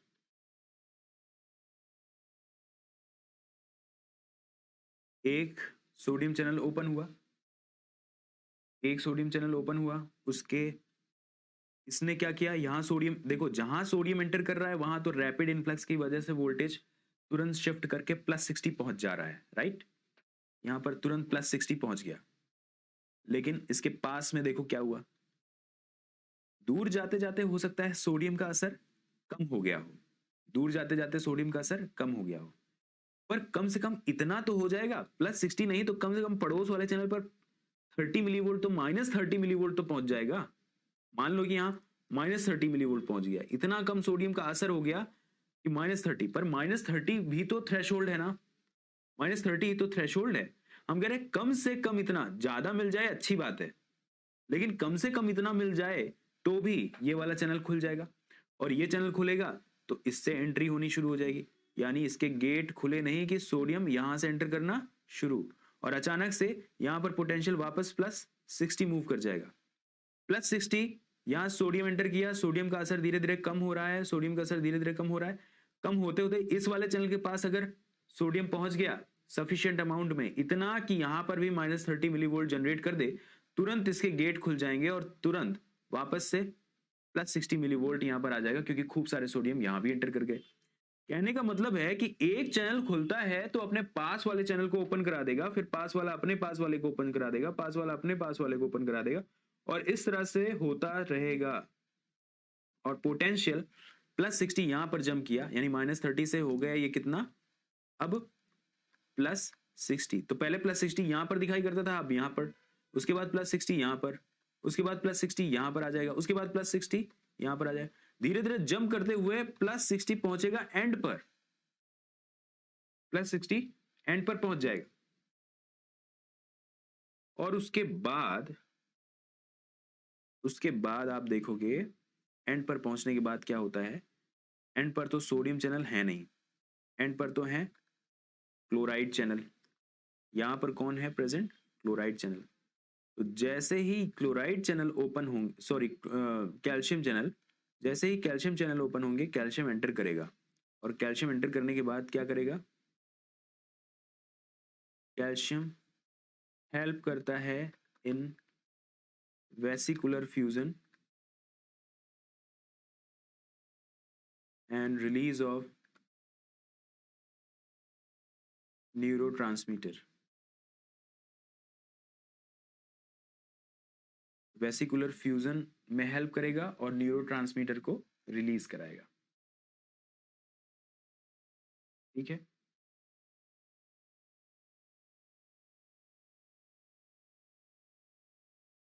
पर्पस तो यही था ना, कल भी हम पढ़ रहे थे कि कुछ ऐसा हो जाए कि नर्व इंपल्स ट्रेवल करके एंड तक पहुंच जाएं और इस न्यूरॉन से न्यूरोट्रांसमीटर रिलीज करवा दें। क्योंकि इस न्यूरॉन से जब न्यूरोट्रांसमीटर रिलीज होगी तो पता नहीं यहां पर सिनेप्स किससे हो सकता है यहां पर कोई मसल सिनेप्स बना रही हो, ये भी तो हो सकता है ना, हो सकता है कोई मसल सिनेप्स बना रही हो,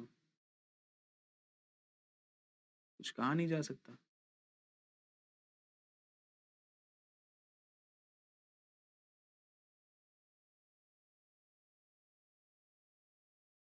तो बस ये है कि न्यूरोट्रांसमीटर रिलीज होना चाहिए और उसके लिए जरूरी है कि प्लस 60 मिली वोल्ट वाला एक्शन पोटेंशियल जनरेट हो। ये प्लस 60 मिली वोल्ट क्या होता है, इसी को कहा जाता है एक्शन पोटेंशियल।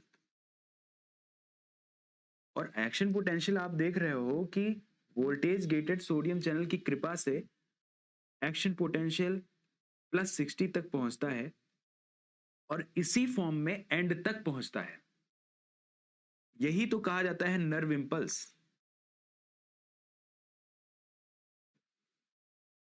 इसी को तो नर्व इंपल्स कहते हैं। तो नर्व इंपल्स यही है, प्लस 60 मिली वोल्ट। ठीक है।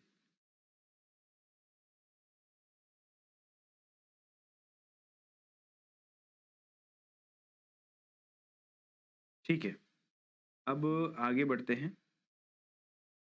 इतनी बात समझ में आ गई कि पर्पस यही है कि प्लस 60 मिली वोल्ट एंड पर पहुंच जाए।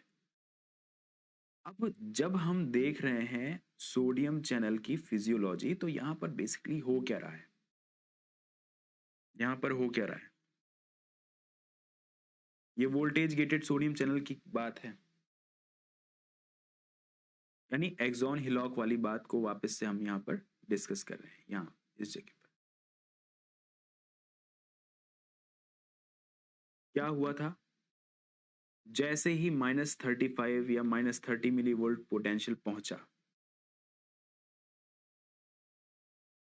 तो माइनस यहाँ 30 कर दे, -30 मिली वोल्ट पोटेंशियल पहुंचा।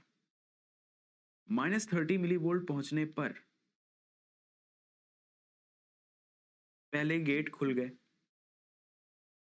सोडियम पास तक डिफ्यूज हुआ, हमने कहा पास वाले चैनल तक -30 पहुंचा, -30 पहुंचते ही ये भी चैनल खुल गया।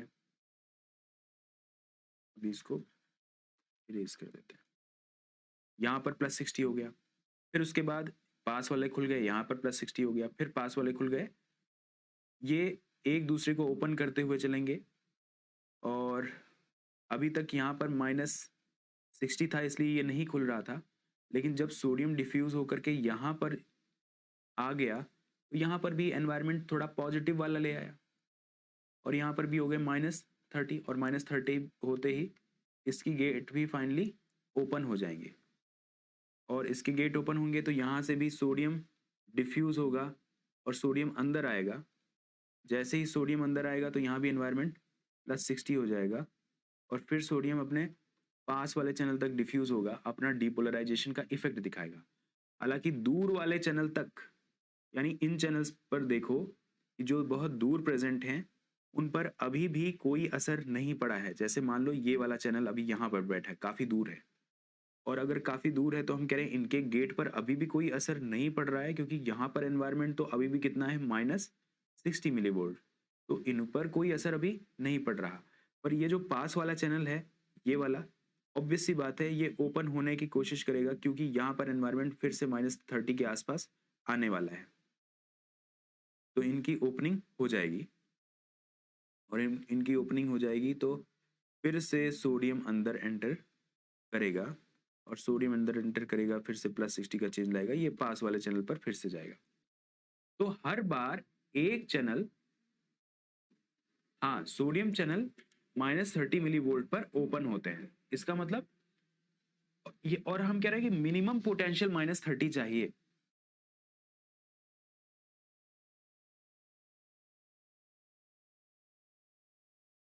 अगर इससे कम हुआ तो ओपन नहीं होगा। तो मिनिमम पोटेंशियल हम कह रहे हैं -30 मिलीवोल्ट चाहिए, नहीं तो ओपन नहीं होगा।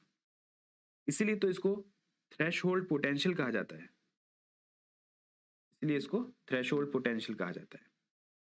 कम से कम इतना पोटेंशियल चाहिए होता है, राइट?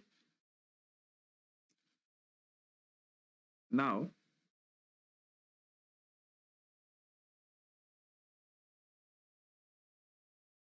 ये बात समझ में आ गई कि पोटेंशियल ओपन होते हुए चलेगा, सॉरी सोडियम चैनल एक दूसरे को ओपन करते हुए चलेंगे, ठीक है? इतनी बात समझ में आ गई।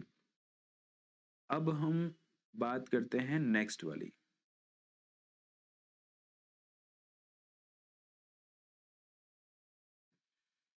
देखो, ये वही है वोल्टेज गेटेड सोडियम चैनल की। अब असली फिजियोलॉजी के बारे में बात करते हैं। किस पोटेंशियल पर वोल्टेज गेटेड सोडियम चैनल खुलते हैं और किस पोटेंशियल पर वोल्टेज गेटेड सोडियम चैनल बंद हो जाते हैं, इसकी बात अब हम कर रहे हैं। देखो, वोल्टेज गेटेड सोडियम चैनल जो है, स्पेशली जब हम उनकी बात कर रहे हैं, हम ये देखने की कोशिश कर रहे हैं कि कैसे कैसे voltage gated sodium channel -70 milli volt पर ये बंद रहते थे या रेस्टिंग पोटेंशियल पर ये बंद रहते थे, और कैसे इनके लिए -30 थ्रेशोल्ड की तरह काम करते हैं और ये कैसे खुल जाते हैं, और कैसे जैसे ये खुलते हैं तो कैसे वोल्टेज पोटेंशियल जो है वो +60 पहुंच जाता है। तो ये सब बात समझने की कोशिश हम कर रहे हैं। मेम्ब्रेन का एक टुकड़ा लिया, न्यूरॉन का एक टुकड़ा लिया, और इस टुकड़े पर हम देख रहे हैं कि यहां डिफरेंट चैनल प्रेजेंट है। यहीं पर आपको देखने को मिलेगा ये सोडियम चैनल प्रेजेंट है, यहां पर एक और चैनल प्रेजेंट है वोल्टेज गेटेड पोटेशियम चैनल। और जब आप न्यूरॉन पढ़ रहे थे तो आपने देखा था वोल्टेज गेटेड सोडियम चैनल ही नहीं प्रेजेंट होते, न्यूरॉन के एक्सॉन पर तो वोल्टेज गेटेड पोटेशियम चैनल भी प्रेजेंट होते, ओपन पोटेशियम चैनल भी प्रेजेंट होता है, ये भी आपने देख रखा है ना, कि ओपन पोटेशियम चैनल भी प्रेजेंट होगा।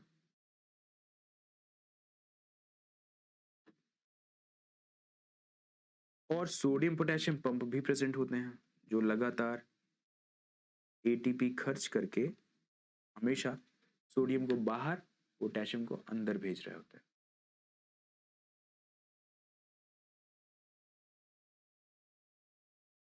मान लीजिए कि वोल्टेज पर, अभी मेम्ब्रेन पर वोल्टेज -70 मिली वोल्ट है। -70 मिली वोल्ट में क्या स्थिति होगी न्यूरॉन के मेम्ब्रेन की? तो हम कह रहे हैं न्यूरॉन का मेम्ब्रेन इस समय अपनी अनस्टिमुलेटेड फॉर्म में है, कुछ भी नहीं होगा। ये वोल्टेज गेटेड चैनल सारे के सारे बंद होंगे, और वोल्टेज गेटेड सोडियम चैनल को खास तौर पर देखो तो सोडियम चैनल के, ये है सोडियम चैनल, ठीक है, वोल्टेज गेटेड सोडियम चैनल। तो इसके अंदर देखो आप दो गेट लगे हैं, एक इनएक्टिवेशन गेट और दूसरा एक्टिवेशन गेट। और अभी स्थिति क्या है? एक्टिवेशन गेट क्लोज है नीचे से, और ऊपर से एक्टिवेशन इनएक्टिवेशन गेट ओपन है। पर सोडियम चैनल का कोई एक गेट भी अगर बंद हो, सोडियम चैनल का कोई एक गेट भी अगर बंद हो, तो सोडियम की एंट्री नहीं हो पाएगी। इसीलिए तो -70 मिली वोल्ट पर सोडियम आ नहीं पा रहे।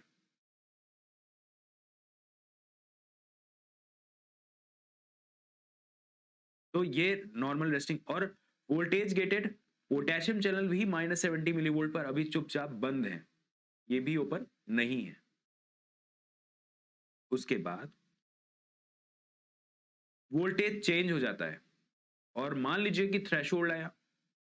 थ्रेशोल्ड पोटेंशियल किसको कहते हैं? थ्रेशोल्ड पोटेंशियल कहते हैं -30 मिली वोल्ट को। Threshold potential is -30 milli volt. और -30 मिली वोल्ट क्या है? -30 मिली वोल्ट पर हम देख रहे हैं सोडियम पोटेशियम पंप तो अपनी पूरी शिद्दत से अपना काम कर रहे हैं, उनको कोई दिक्कत नहीं है। पर -30 मिली वोल्ट पर वोल्टेज में चेंज आते ही एक्टिवेशन गेट में कंफर्मेशनल चेंज आ जाता है, and activation gate will open. Because of opening of this gate, sodium influx is allowed, and there will be rapid influx of sodium that would lead the potential of membrane up to plus 60 millivolt. Voltage के change होते ही gate में conformational change आई, gate open हुआ और इतना sodium enter कर गया, इतना sodium enter कर गया कि वोल्टेज कहां पहुंच गया, प्लस 60 मिलीवोल्ट पर।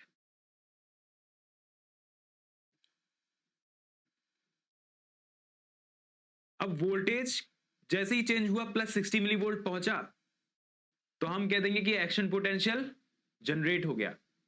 प्लस 60 मिलीवोल्ट का मिलना ही एक्शन पोटेंशियल जनरेट होना होता है।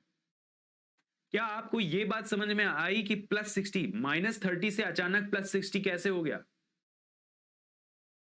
कल डीपोलराइजेशन बताया था ना, और देखो इसको कहा जाता है डीपोलराइजेशन, और डीपोलराइजेशन होते होते हम कह रहे हैं कि अभी हो चुका है एक्शन पोटेंशियल। यानी इंटीरियर पहले सेल का नेगेटिव हुआ करता था, पर नेगेटिव एनवायरनमेंट में जब पॉजिटिव चार्ज जाने लगते हैं तो पोलराइजेशन खत्म होने लगता है, और पोलराइजेशन जब खत्म होने लगता है तो उसको कहा जाता है डीपोलराइजेशन। यानी जो पॉजिटिव चार्ज पहले बाहर रहा करते थे वही पॉजिटिव चार्ज अंदर आ रहे हैं, तो हम कह रहे हैं डीपोलराइजेशन। पर ये तो डीपोलराइजेशन इतना ज्यादा हो चुका है, इतना ज्यादा हो चुका है कि अचानक से मेम्ब्रेन का वोल्टेज उल्टा ही हो गया, मतलब अंदर मेम्ब्रेन का इंटीरियर ही प्लस 60 हो गया, सेल का इंटीरियर ही प्लस 60 हो गया, मतलब हद से ज्यादा पॉजिटिव चार्ज अंदर आ चुके हैं, और इसको कहा जाता है एक्शन पोटेंशियल। इसके बाद अच्छा, हार्ट वाले में भी थोड़ा बहुत पढ़ा है ना डीपोलराइजेशन, हाँ तभी तो थोड़ा बहुत तो आइडिया होगा ही होगा। देखो अब ये सोडियम डिफ्यूज हुए और चल दिए किसी दूसरे सोडियम आयन को ओपन कराने, मतलब डिफ्यूज ये थोड़ी ना जाएंगे ओपन कराने, बस ये जहां भी रहेंगे इनका इफेक्ट दिखाई देगा, और इफेक्ट क्या है, पॉजिटिव चार्ज का इफेक्ट दिखाई देगा। यानी जहां जहां भी ये डिफ्यूज होकर के जाएंगे वोल्टेज में थोड़ा पॉजिटिव चेंज लाएंगे, और वोल्टेज में अगर पॉजिटिव चेंज आ जाता है तो इसका मतलब क्या हुआ, इसका मतलब हो सकता है पास वाले वोल्टेज गेटेड सोडियम चैनल तक मेम्ब्रेन पोटेंशियल कितना पहुंच जाए, -30। चलो मान लो -30 नहीं पहुंचा, सोडियम ज्यादा है तो हो सकता है पास वाले चैनल तक -20 पहुंच जाए, -30 नहीं -20 पहुंच जाए। तो -20 -30 से कम है या ज्यादा,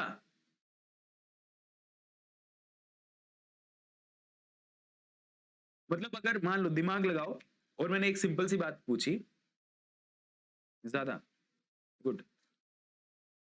तो अगर मान लो, गुड, ठीक है, तो -30 पे हम कहते थे मिनिमम पोटेंशियल रिक्वायरमेंट होती है वोल्टेज गेटेड सोडियम चैनल के गेट को ओपन होने की, ये मिनिमम रिक्वायरमेंट है। और अगर मान लो -30 ना मिल करके -20 मिला, तो क्या एक्शन पोटेंशियल पास वाले गेट पर जनरेट होंगे कि नहीं, क्या उनके गेट खुलेंगे या नहीं, एक्शन पोटेंशियल जनरेट होगा या नहीं?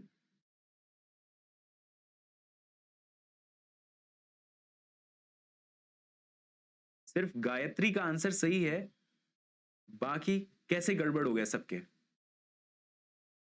शुभांगी, प्रतीक्षा, निकिता, कैसे? देखो भाई, जब मैं कह रहा हूं कि मिनिमम पोटेंशियल -30 है और -30 से ज्यादा ही मिल रहा है, कम तो नहीं मिल रहा है ना, -20 तो -30 से ज्यादा है, हम कह रहे हैं मिनिमम से थोड़ा ज्यादा मिल रहा है तब तो अच्छी बात है, कम नहीं मिलना चाहिए। Minimum potential which is required यानी कम से कम कितना चाहिए, दैट इज -30। ज्यादा मिल जाए तो कोई दिक्कत की बात नहीं है, तो ज्यादा मिला है यानी -20 मिला है तो it is okay. Membrane potential वहां भी, मतलब वहां पर भी voltage gated sodium channel open हो जाएंगे और वहां से भी एक्शन पोटेंशियल जनरेट कर दिया जाएगा। समझ में आ गई बात? सोमरानी और निकिता और प्रतीक्षा, समझ में आई? क्या आप लोग नो कह रहे थे ना? आया समझ? ठीक है ना? तो अगर कहा जाता है कि मिनिमम पोटेंशियल रिक्वायरमेंट है, तो इसका मतलब कम से कम -30 होना चाहिए। ज्यादा हो जाए तो कोई बात नहीं, चलेगा, ज्यादा तो अच्छी बात है, इससे कम नहीं होना चाहिए। यानी -30 अगर चाहिए तो क्या -40 पर एक्शन पोटेंशियल जनरेट होगा? नहीं जनरेट होगा। क्यों? क्योंकि -40 तो कम है ना, कम से कम -30 तो चाहिए ही चाहिएगा। गुड। अब चलो आगे बढ़ते हैं। हमने कहा कि ये तो हम बात सिर्फ किसको देख करके कर रहे थे, ये सारी बातें किसको देख देख करके कर रहे थे? वोल्टेज गेटेड सोडियम चैनल को। पर बेचारे वोल्टेज गेटेड पोटेशियम चैनल का क्या, उनकी तरफ तो ध्यान ही नहीं गया किसी का। वो क्या करेंगे उनके बारे में भी देखते हैं।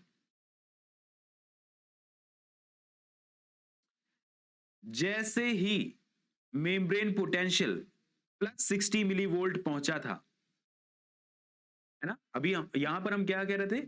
ये कहानी किसकी थी? ये कहानी थी थ्रेशोल्ड पोटेंशियल की, जब -30 मिलीवोल्ट पहुंचा था और voltage gated sodium channel open हुआ करते थे, ये तब की बात थी। अब हम बात कर रहे हैं जब मेम्ब्रेन का पोटेंशियल +60 पहुंच गया है, यानी मेम्ब्रेन की उस स्थिति की बात जहां एक्शन पोटेंशियल अभी अभी जनरेट हुआ है, वहां की बात।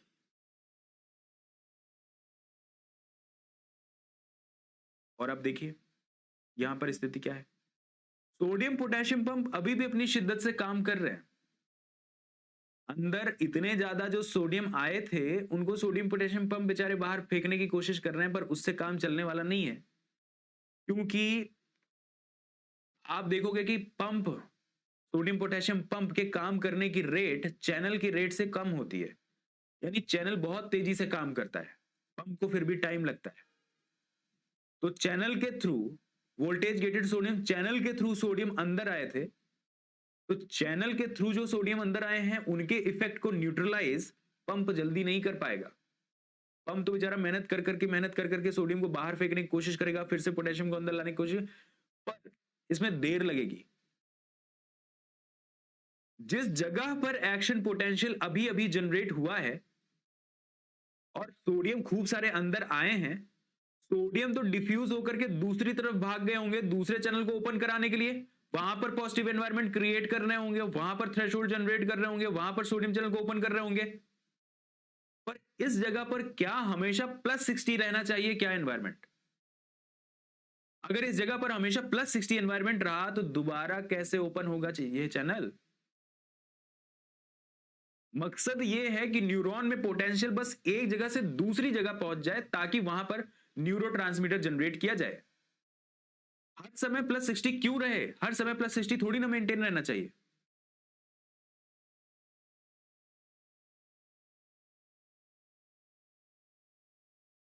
ठीक है? तो हम कह रहे थे कि हर समय यहां पर जहां पर +60 हुआ था, वहां पर +60 हर समय नहीं रहना चाहिए। नर्व इंपल्स को दोबारा भी तो उसी न्यूरॉन से आना पड़ सकता है, और जब दोबारा आना पड़ सकता है तो उसके लिए फिर से एनवायरनमेंट को वापस से नॉर्मल करना पड़ेगा। ये जो चेंज प्लस वाला है, इसको नॉर्मल करना पड़ेगा। हम कह रहे हैं एक्शन पोटेंशियल यहां एक जगह जनरेट हुआ है, तब तक तो ये आगे वाले चैनल को ओपन कर देगा, +60 वहां दिखाई देगा। पर इसका क्या? इसको तो वापस से नॉर्मल करे ना, इस जगह तो फिर से नॉर्मल करे। आगे वाले चैनल पर +60 जनरेट हुआ है, फिर उसके बाद, यानी मान लो न्यूरॉन पर एक जगह पर, रुको मैं सामने आ जाऊं तो, न्यूरॉन पर एक जगह पर +60 है, यहां पर +60 जनरेट हुआ, यहां से सोडियम चैनल खुले, पास वाले चैनल को ओपन कर दिया। लेकिन अगर पास वाले चैनल ओपन हो गए हैं ये वाले, तो ये अब और आगे के चैनल को ओपन करेंगे, पर ये वाली जगह तो नॉर्मल हो जाएगी ना, जहां से पहले वाले जो फर्स्ट चैनल थे उनको नॉर्मल हो जाना चाहिए। तो देखो होता क्या है, +60 वोल्टेज पर क्या होता है, जैसे ही +60 जनरेट हुआ, +60 पर सोडियम के इनएक्टिवेशन गेट क्लोज हो गया। सोडियम चैनल के इनएक्टिवेशन गेट क्लोज हो गया।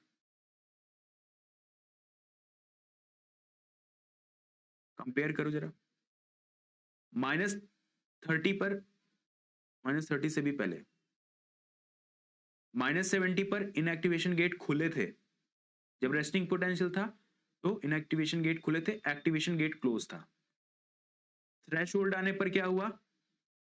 थ्रेशोल्ड आने पर इनएक्टिवेशन गेट खुले ही थे पहले से ही। थ्रेशोल्ड पर चेंज क्या हुआ कि एक्टिवेशन गेट भी खुल गए और खूब सारा सोडियम अंदर आया, +60 हुआ।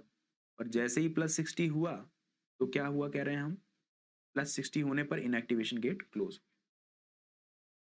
अब और ज्यादा सोडियम अंदर नहीं आ सकता,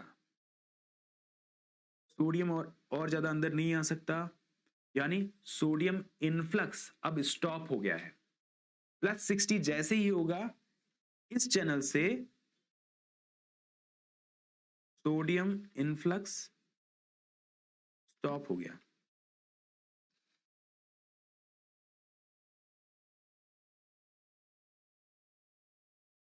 क्योंकि हम कह रहे हैं कोई एक गेट भी बंद हो जाए कोई एक गेट भी बंद हो जाएगा तो सोडियम थोड़ी आ पाएगा। सोडियम इनफ्लक्स स्टॉप हो गया है।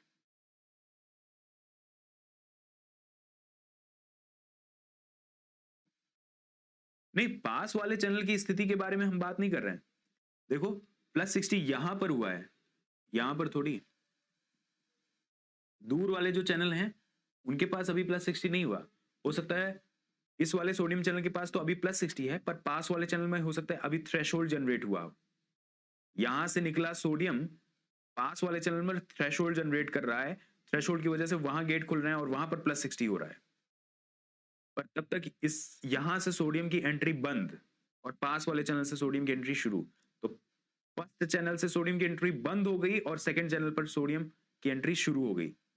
सेकंड वाला थर्ड वाले को ओपन कर देगा, क्योंकि सेकंड से निकले सोडियम जाकर के थर्ड के पास थ्रेशोल्ड जनरेट करेंगे और वो थर्ड के पास जैसे ही थ्रेशोल्ड मिला थर्ड वाले से एंट्री शुरू। पर तब तक सेकंड वाला का एंट्री बंद, वहां से सेकंड वाले की सोडियम की एंट्री बंद हो जाएगी। खैर, हम कह रहे हैं हमने सब कुछ बात की, लेकिन फिर बेचारे इसकी बात ही नहीं कर रहे हैं। हम कब करेंगे इसकी बात? ये भी तो बैठा है, आखिर इसका क्या काम? ओपन पोटेशियम भी तो है, इनको भी तो पढ़ना है। चलो पढ़ते हैं। जैसे ही +60 मिलीवोल्ट हुआ था, जैसे ही +60 मिलीवोल्ट हुआ था, हमने कहा था सोडियम के इनएक्टिवेशन गेट क्लोज हुए थे। सोडियम के इनएक्टिवेशन गेट क्लोज हुए थे, पर पोटेशियम के पास इनका जो गेट था, इनके पास एक ही गेट था, वो खुल गया। पोटेशियम का गेट खुला कितने पोटेंशियल पर? +60 मिलीवोल्ट पर। और जैसे ही पोटेशियम का गेट खुला, पोटेशियम बड़ी तेजी से बाहर भागना शुरू हो गया। ये ओपन पोटेशियम चैनल है पास में ही, उनसे भी पोटेशियम बाहर भाग रहे होंगे, but they are not fast channel. अगर चार्ज को तुरंत नॉर्मलाइज करना है, +60 वाले एनवायरनमेंट को तुरंत जल्दी से नॉर्मलाइज करना होगा, तो वहां पर कोई फास्ट चैनल ही होने चाहिए। जितनी तेजी से सोडियम अंदर आए हैं, जितनी तेजी से पॉजिटिव चार्ज अंदर आए हैं, उतनी ही तेजी से पॉजिटिव चार्ज को बाहर चले जाना चाहिए। अंदर आए हैं फास्ट चैनल से तो बाहर किसी फास्ट चैनल से ही जाने चाहिए। बेचारा ओपन पोटेशियम चैनल बाहर भेजने की कोशिश करता है, पर इनके नंबर तो कम है ना, ये उतनी तेजी से थोड़ी ना भेज पाएगा। इसलिए एक्शन में आ जाते हैं वोल्टेज गेटेड पोटेशियम चैनल, और वोल्टेज गेटेड पोटेशियम चैनल बड़ी तेजी से पोटेशियम को बाहर भगाते हैं। यानी +60 वाले एनवायरनमेंट में आप देख सकते हो कि हो क्या रहा है। जिस जगह पर, जिस, मान लो एक्सॉन पर 10 चैनल प्रेजेंट हैं सोडियम वाले, राइट, 1 2 3 4 5 6 7 8 9 10। और हम कह रहे हैं चैनल नंबर 1 पर एक्शन पोटेंशियल जनरेट हो चुका है प्लस 60 मिलीवोल्ट जनरेट हो चुके हैं। पर फर्स्ट वाले चैनल पर जो 60 प्लस 60 मिलीवोल्ट जनरेट हुआ है, इसके जनरेट होते ही 1 वाले चैनल के जो इनएक्टिवेशन गेट थे वो क्लोज हो गया। अब वहां पर और ज्यादा सोडियम एंटर नहीं कर सकता, पर हाँ, जो सोडियम एंटर कर चुका है वो सेकंड वाले चैनल को जाकर के ओपन करा देगा। पर फर्स्ट वाले चैनल के पास में बैठे पोटेशियम चैनल क्या करना शुरू करेंगे? पोटेशियम चैनल इफ्लक्स होना शुरू कर देंगे और पोटेशियम बाहर भागेगा। जैसे ही पोटेशियम बाहर भागेगा तो कुछ डर के मारे, मतलब सोडियम अंदर आया था, बदले में भाग कौन रहा है डर से? पोटेशियम। पोटेशियम भाग रहा है और बेचारा हर जगह आप देखोगे, जितना भी जगह देखोगे, हर बार बेचारे पोटेशियम को ही भागना होता है। आएगा सोडियम, गलती की सोडियम ने, पर घर से निकाला किसको जा रहा है? पोटेशियम को। आए सोडियम, बाहर भाग रहे हैं पोटेशियम, पोटेशियम डर के मारे ज्यादा बाहर भाग गए, उतने जितना कि पॉजिटिव चार्ज बाहर रहा करते थे उससे भी ज्यादा पॉजिटिव चार्ज अब बाहर रहने लग गए। एक्स्ट्रा पोटेशियम के बाहर भागने से बाहर की तरफ एक्स्ट्रा पॉजिटिव चार्ज डेवलप होगा, और जब बाहर एक्स्ट्रा पॉजिटिव चार्ज होगा तो अंदर उसके कंपैरिजन में एक्स्ट्रा नेगेटिव चार्ज रहेगा, यानी interior of the cell would be more negative as compare to exterior of the cell, and this condition would be referred to as hyperpolarization, so that the membrane potential would become minus 80 millivolt. That is the condition of hyperpolarization. This is the condition of hyperpolarization. ये hyperpolarisation की duration की condition है। जब हम hyperpolarisation पढ़ रहे हैं ना, तो जरा देखो हाइपरपोलराइजेशन में अब हो क्या रहा है। फिर से ये सोडियम चैनल नॉर्मल स्थिति में लौटने की कोशिश कर रहे हैं। जरा देखो, नॉर्मल स्थिति क्या होती थी? इनएक्टिवेशन गेट खुले और एक्टिवेशन गेट क्लोज, ऐसे वाली स्थिति होती थी, है ना? लेकिन जैसे ही थ्रेशोल्ड आया था तो इनके एक्टिवेशन गेट खुल गए थे और खूब सारा सोडियम अंदर आया था। प्लस 60 होते ही इनएक्टिवेशन गेट क्लोज हो गए थे और ज्यादा सोडियम एंटर नहीं कर सकता। और जैसे हाइपरपोलराइजेशन होने लगा तो ये वापस से इस तरह की स्थिति में लौटने लगे, तो फिर से अपनी नॉर्मल स्थिति में लौटने लग गए। और नॉर्मल स्थिति में लौटने लग गए तो इनमें थोड़ा टाइम तो लगेगा, 0.1 मिली सेकेंड का समय लगता है ये नॉर्मल स्थिति में आने में। यानी इस चैनल को अगली बार ओपन कब किया जा सकता है?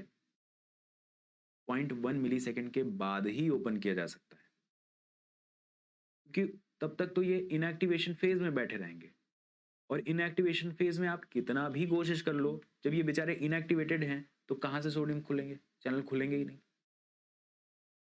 बात समझ में आई? तो मान लीजिए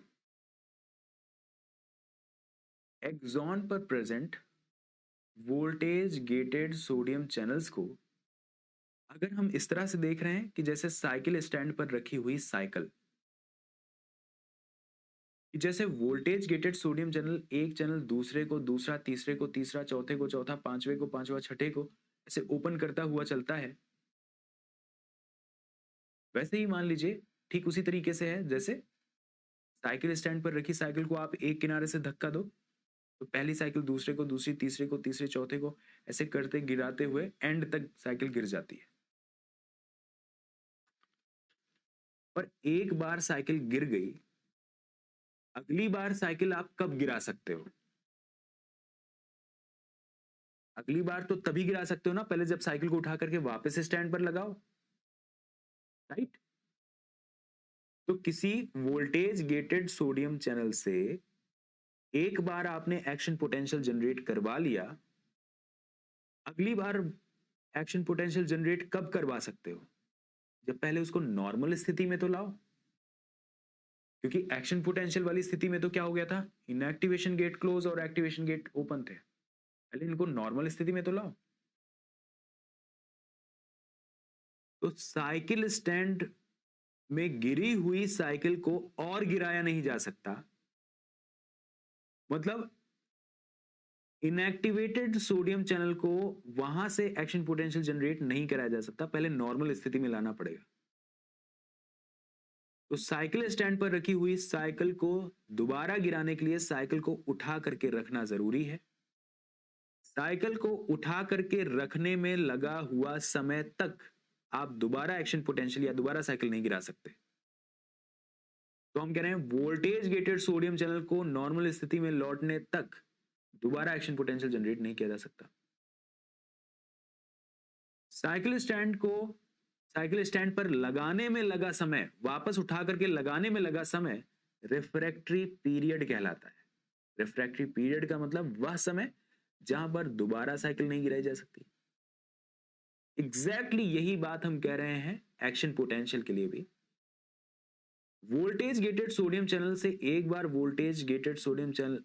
बार एक्शन पोटेंशियल जनरेट हो गया है, दोबारा आप तब तक एक्शन पोटेंशियल उसी चैनल से नहीं जनरेट कर सकते जब तक वो अपनी नॉर्मल स्थिति में लौट ना आए।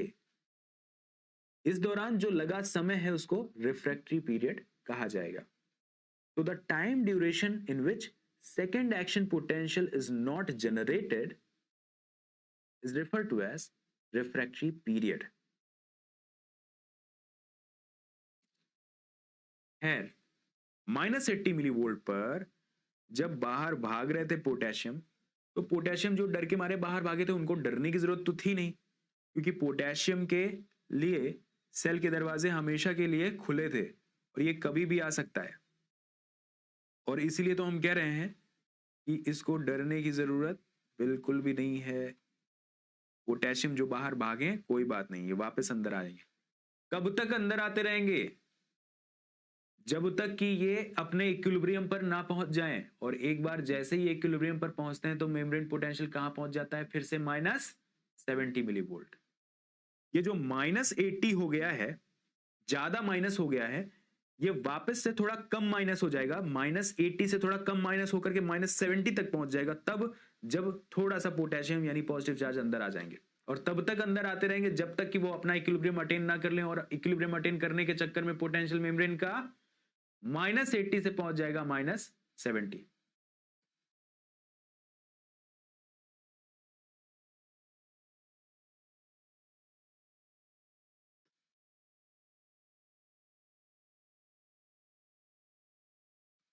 ये देखो -80 वाला ये समय था, और -80 से फाइनली यहां पर फिर से लौट आएंगे, इस वाली स्थिति में फिर से लौट आएंगे। पर इस स्थिति में लौटने तक दोबारा एक्शन पोटेंशियल जनरेट नहीं किया जा सकता, इसलिए हम कह रहे हैं इस समय को कहा जाता है रिफ्रैक्टरी पीरियड, और यह रिफ्रैक्टरी पीरियड 0.1 सेकेंड का है। और इस रिफ्रैक्टरी पीरियड को हम एब्सोल्यूट रिफ्रैक्टरी पीरियड कह सकते हैं। रिफ्रैक्टरी पीरियड ही क्यों, एब्सोल्यूट रिफ्रैक्टरी पीरियड क्यों ना कहते हैं इसको? एब्सोल्यूट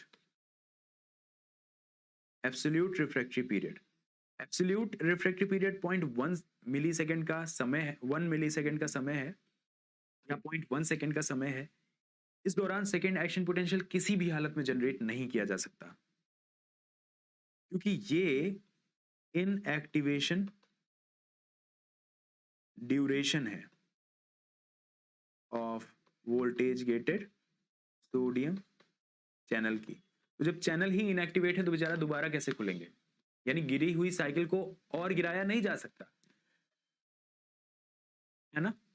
बिल्कुल उसी तरह से। अब मुझे पहले ये बताओ, कमेंट करके फटाफट पहले ये बताओ, मैं पूरा एक बार जोड़ करके बताऊंगा, ठीक है? ये पूरी बातें मैं एक बार रिपीट कर रहा हूं।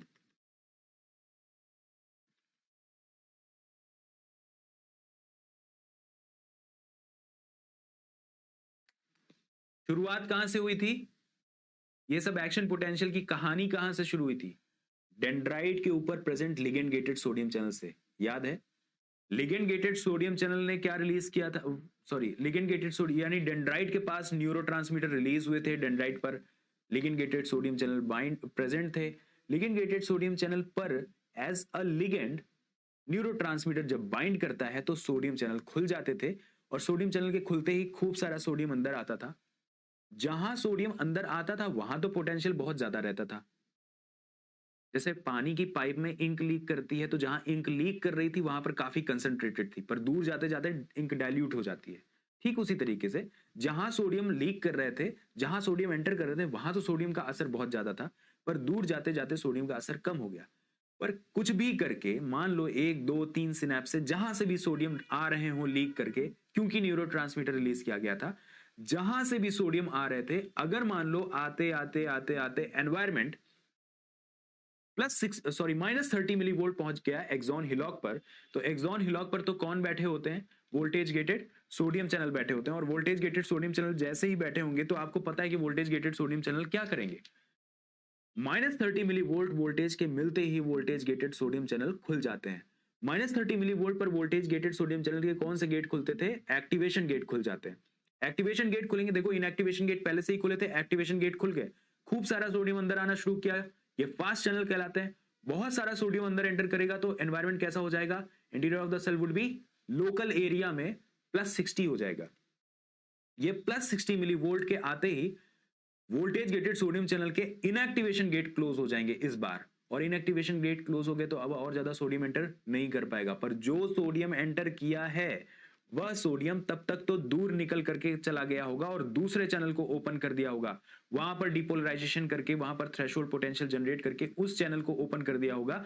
पर इस चैनल के पास तब तक क्या हो रहा होगा? इस चैनल के पास में बैठे voltage gated potassium channel +60 milli volt पर ओपन हो गए होंगे, और वोल्टेज गेटेड पोटेशियम चैनल से पोटेशियम तेजी से निकल करके बाहर भाग गया होगा। पर बाहर भागे हुए पोटेशियम को डरना नहीं चाहिए, क्योंकि पास में ही ओपन पोटेशियम चैनल थे, और वहां से एक्स्ट्रा जो पोटेशियम बाहर भागा था वो वापस निकल करके नीचे आ जाएगा सेल में, और तब तक आता रहेगा जब तक कि इक्विलिब्रियम पोटेंशियल उसका अटेन ना हो जाए। और इक्विलिब्रियम पोटेंशियल अटेन हो जाएगा तो देखो बाहर भागने से तो पोटेंशियल कितना हो गया था? हाइपरपोलराइजेशन, यानी -80 मिलीवोल्ट के आसपास, लेकिन अंदर आने के बाद पोटेंशियल वापस से कितना पहुंच जाएगा? -60 millivolt, and -60 millivolt is the -60 या -70 millivolt is the resting potential. ठीक है, बात समझ में आई? जल्दी जल्दी हुआ थोड़ा, लेकिन ये सारी कहानी पढ़ चुके हैं तो एक बार रिकैप कर रहे थे।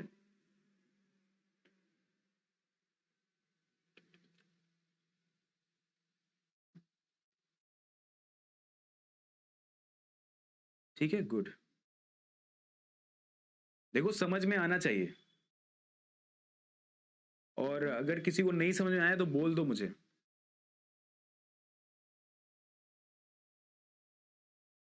आ गया ना? समझ तो आ गया? चलो शिवांगी को आ गया, निकिता को आ गया, और बाकी लोग तो मुझे बताओ।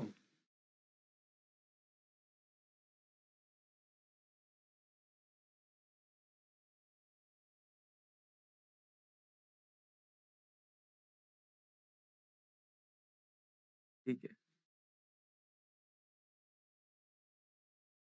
गुड। तो देखो यहां तक की कहानी चली। अब देखो सेम कहानी जो पहले चैनल के पास चल रही है ना, वही दूसरे के पास चलेगी, वही तीसरे के पास चलेगी, वही चौथे के पास चलेगी। इसका मतलब क्या हुआ?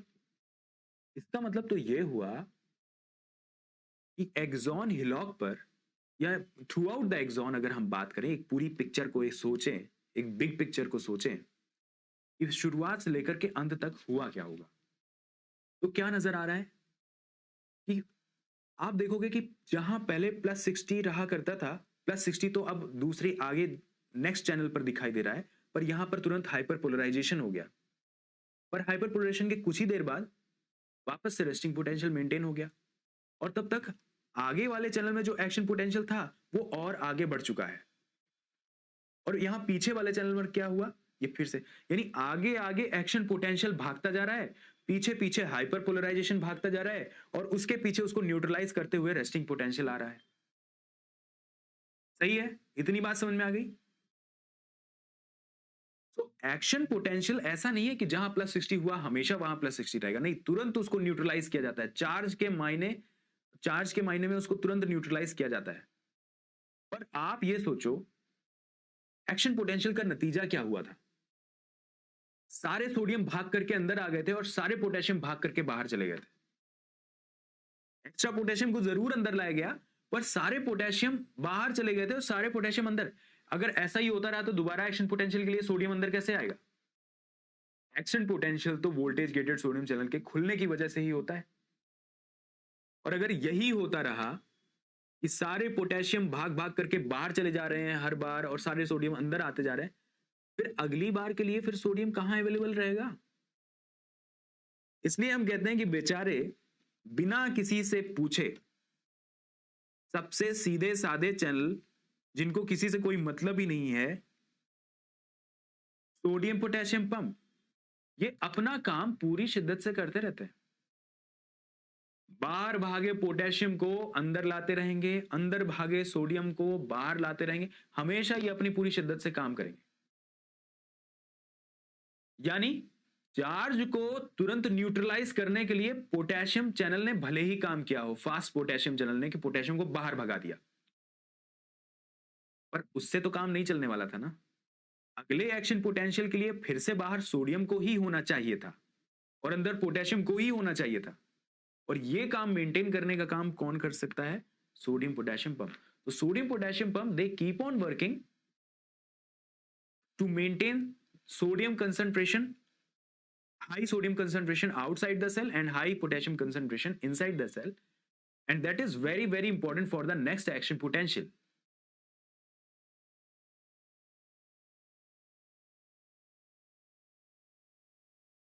ठीक है, समझ आ गया? आवाज नहीं आ रही है? आ तो रही होगी।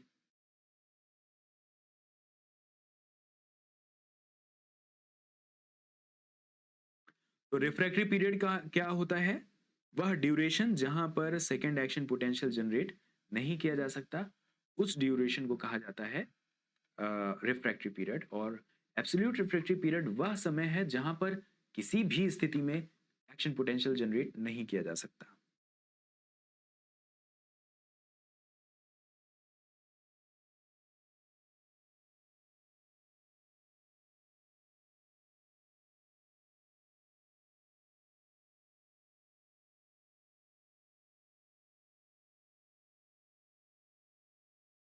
तो एक्शन पोटेंशियल का ये ग्राफ है,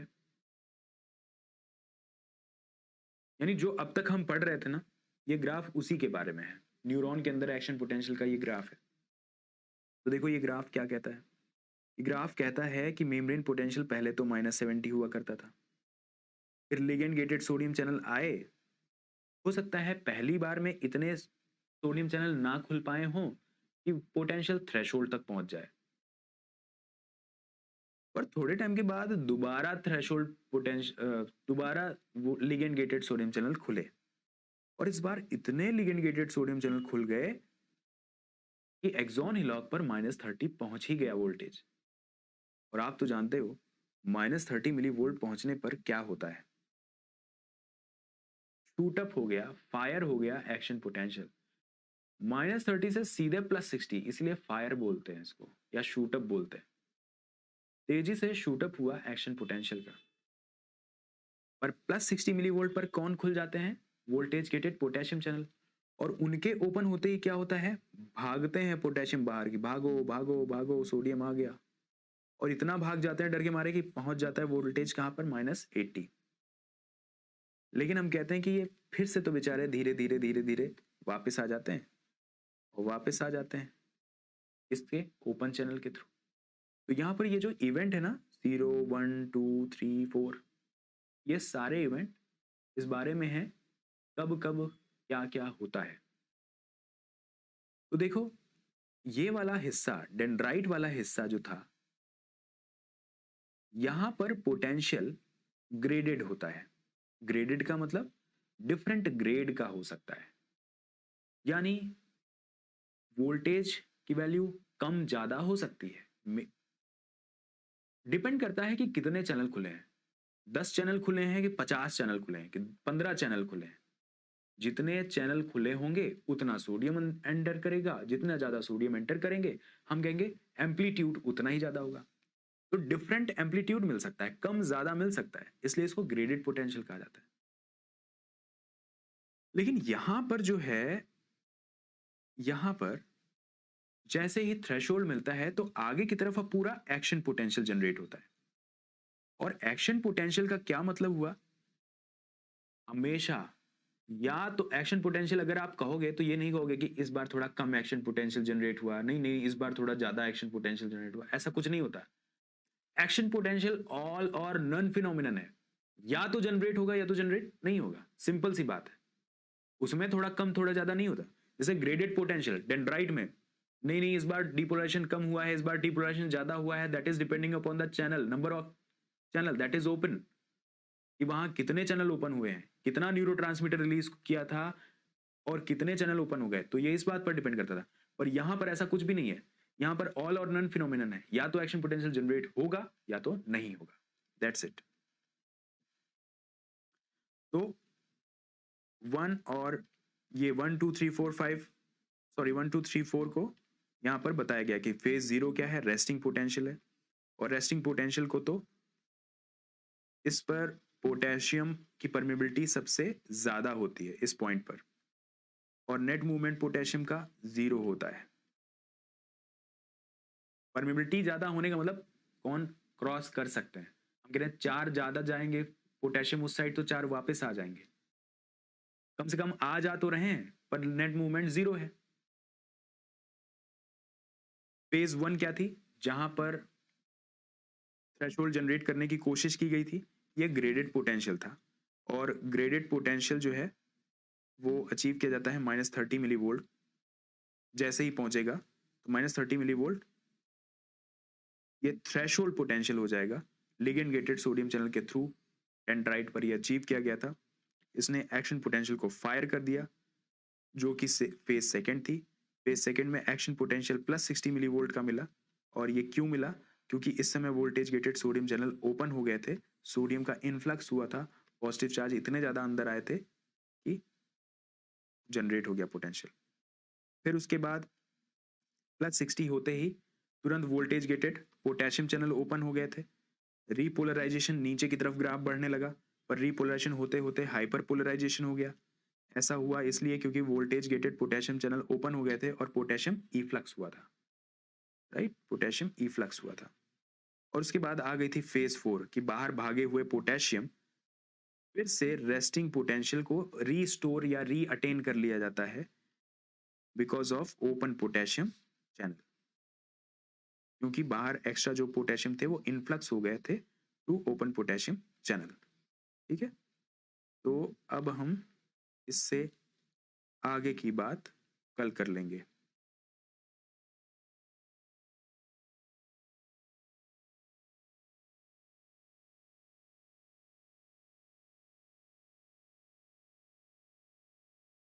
यानी वो ये वही बात है जो हम ऑलरेडी कर चुके हैं।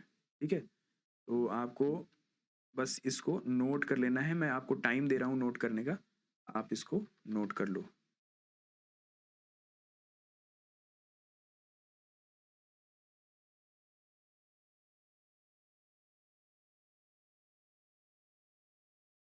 फेज 0 से फेज 3 और 4 तक सारी फेजेस यहां पर दे रखी हैं, आप इसको नोट कर लो। ठीक है,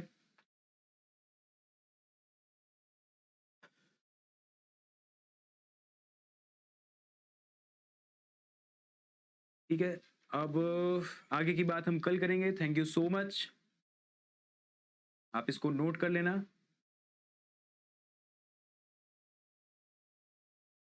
thank you so much, thank you everyone, thank you, see you tomorrow.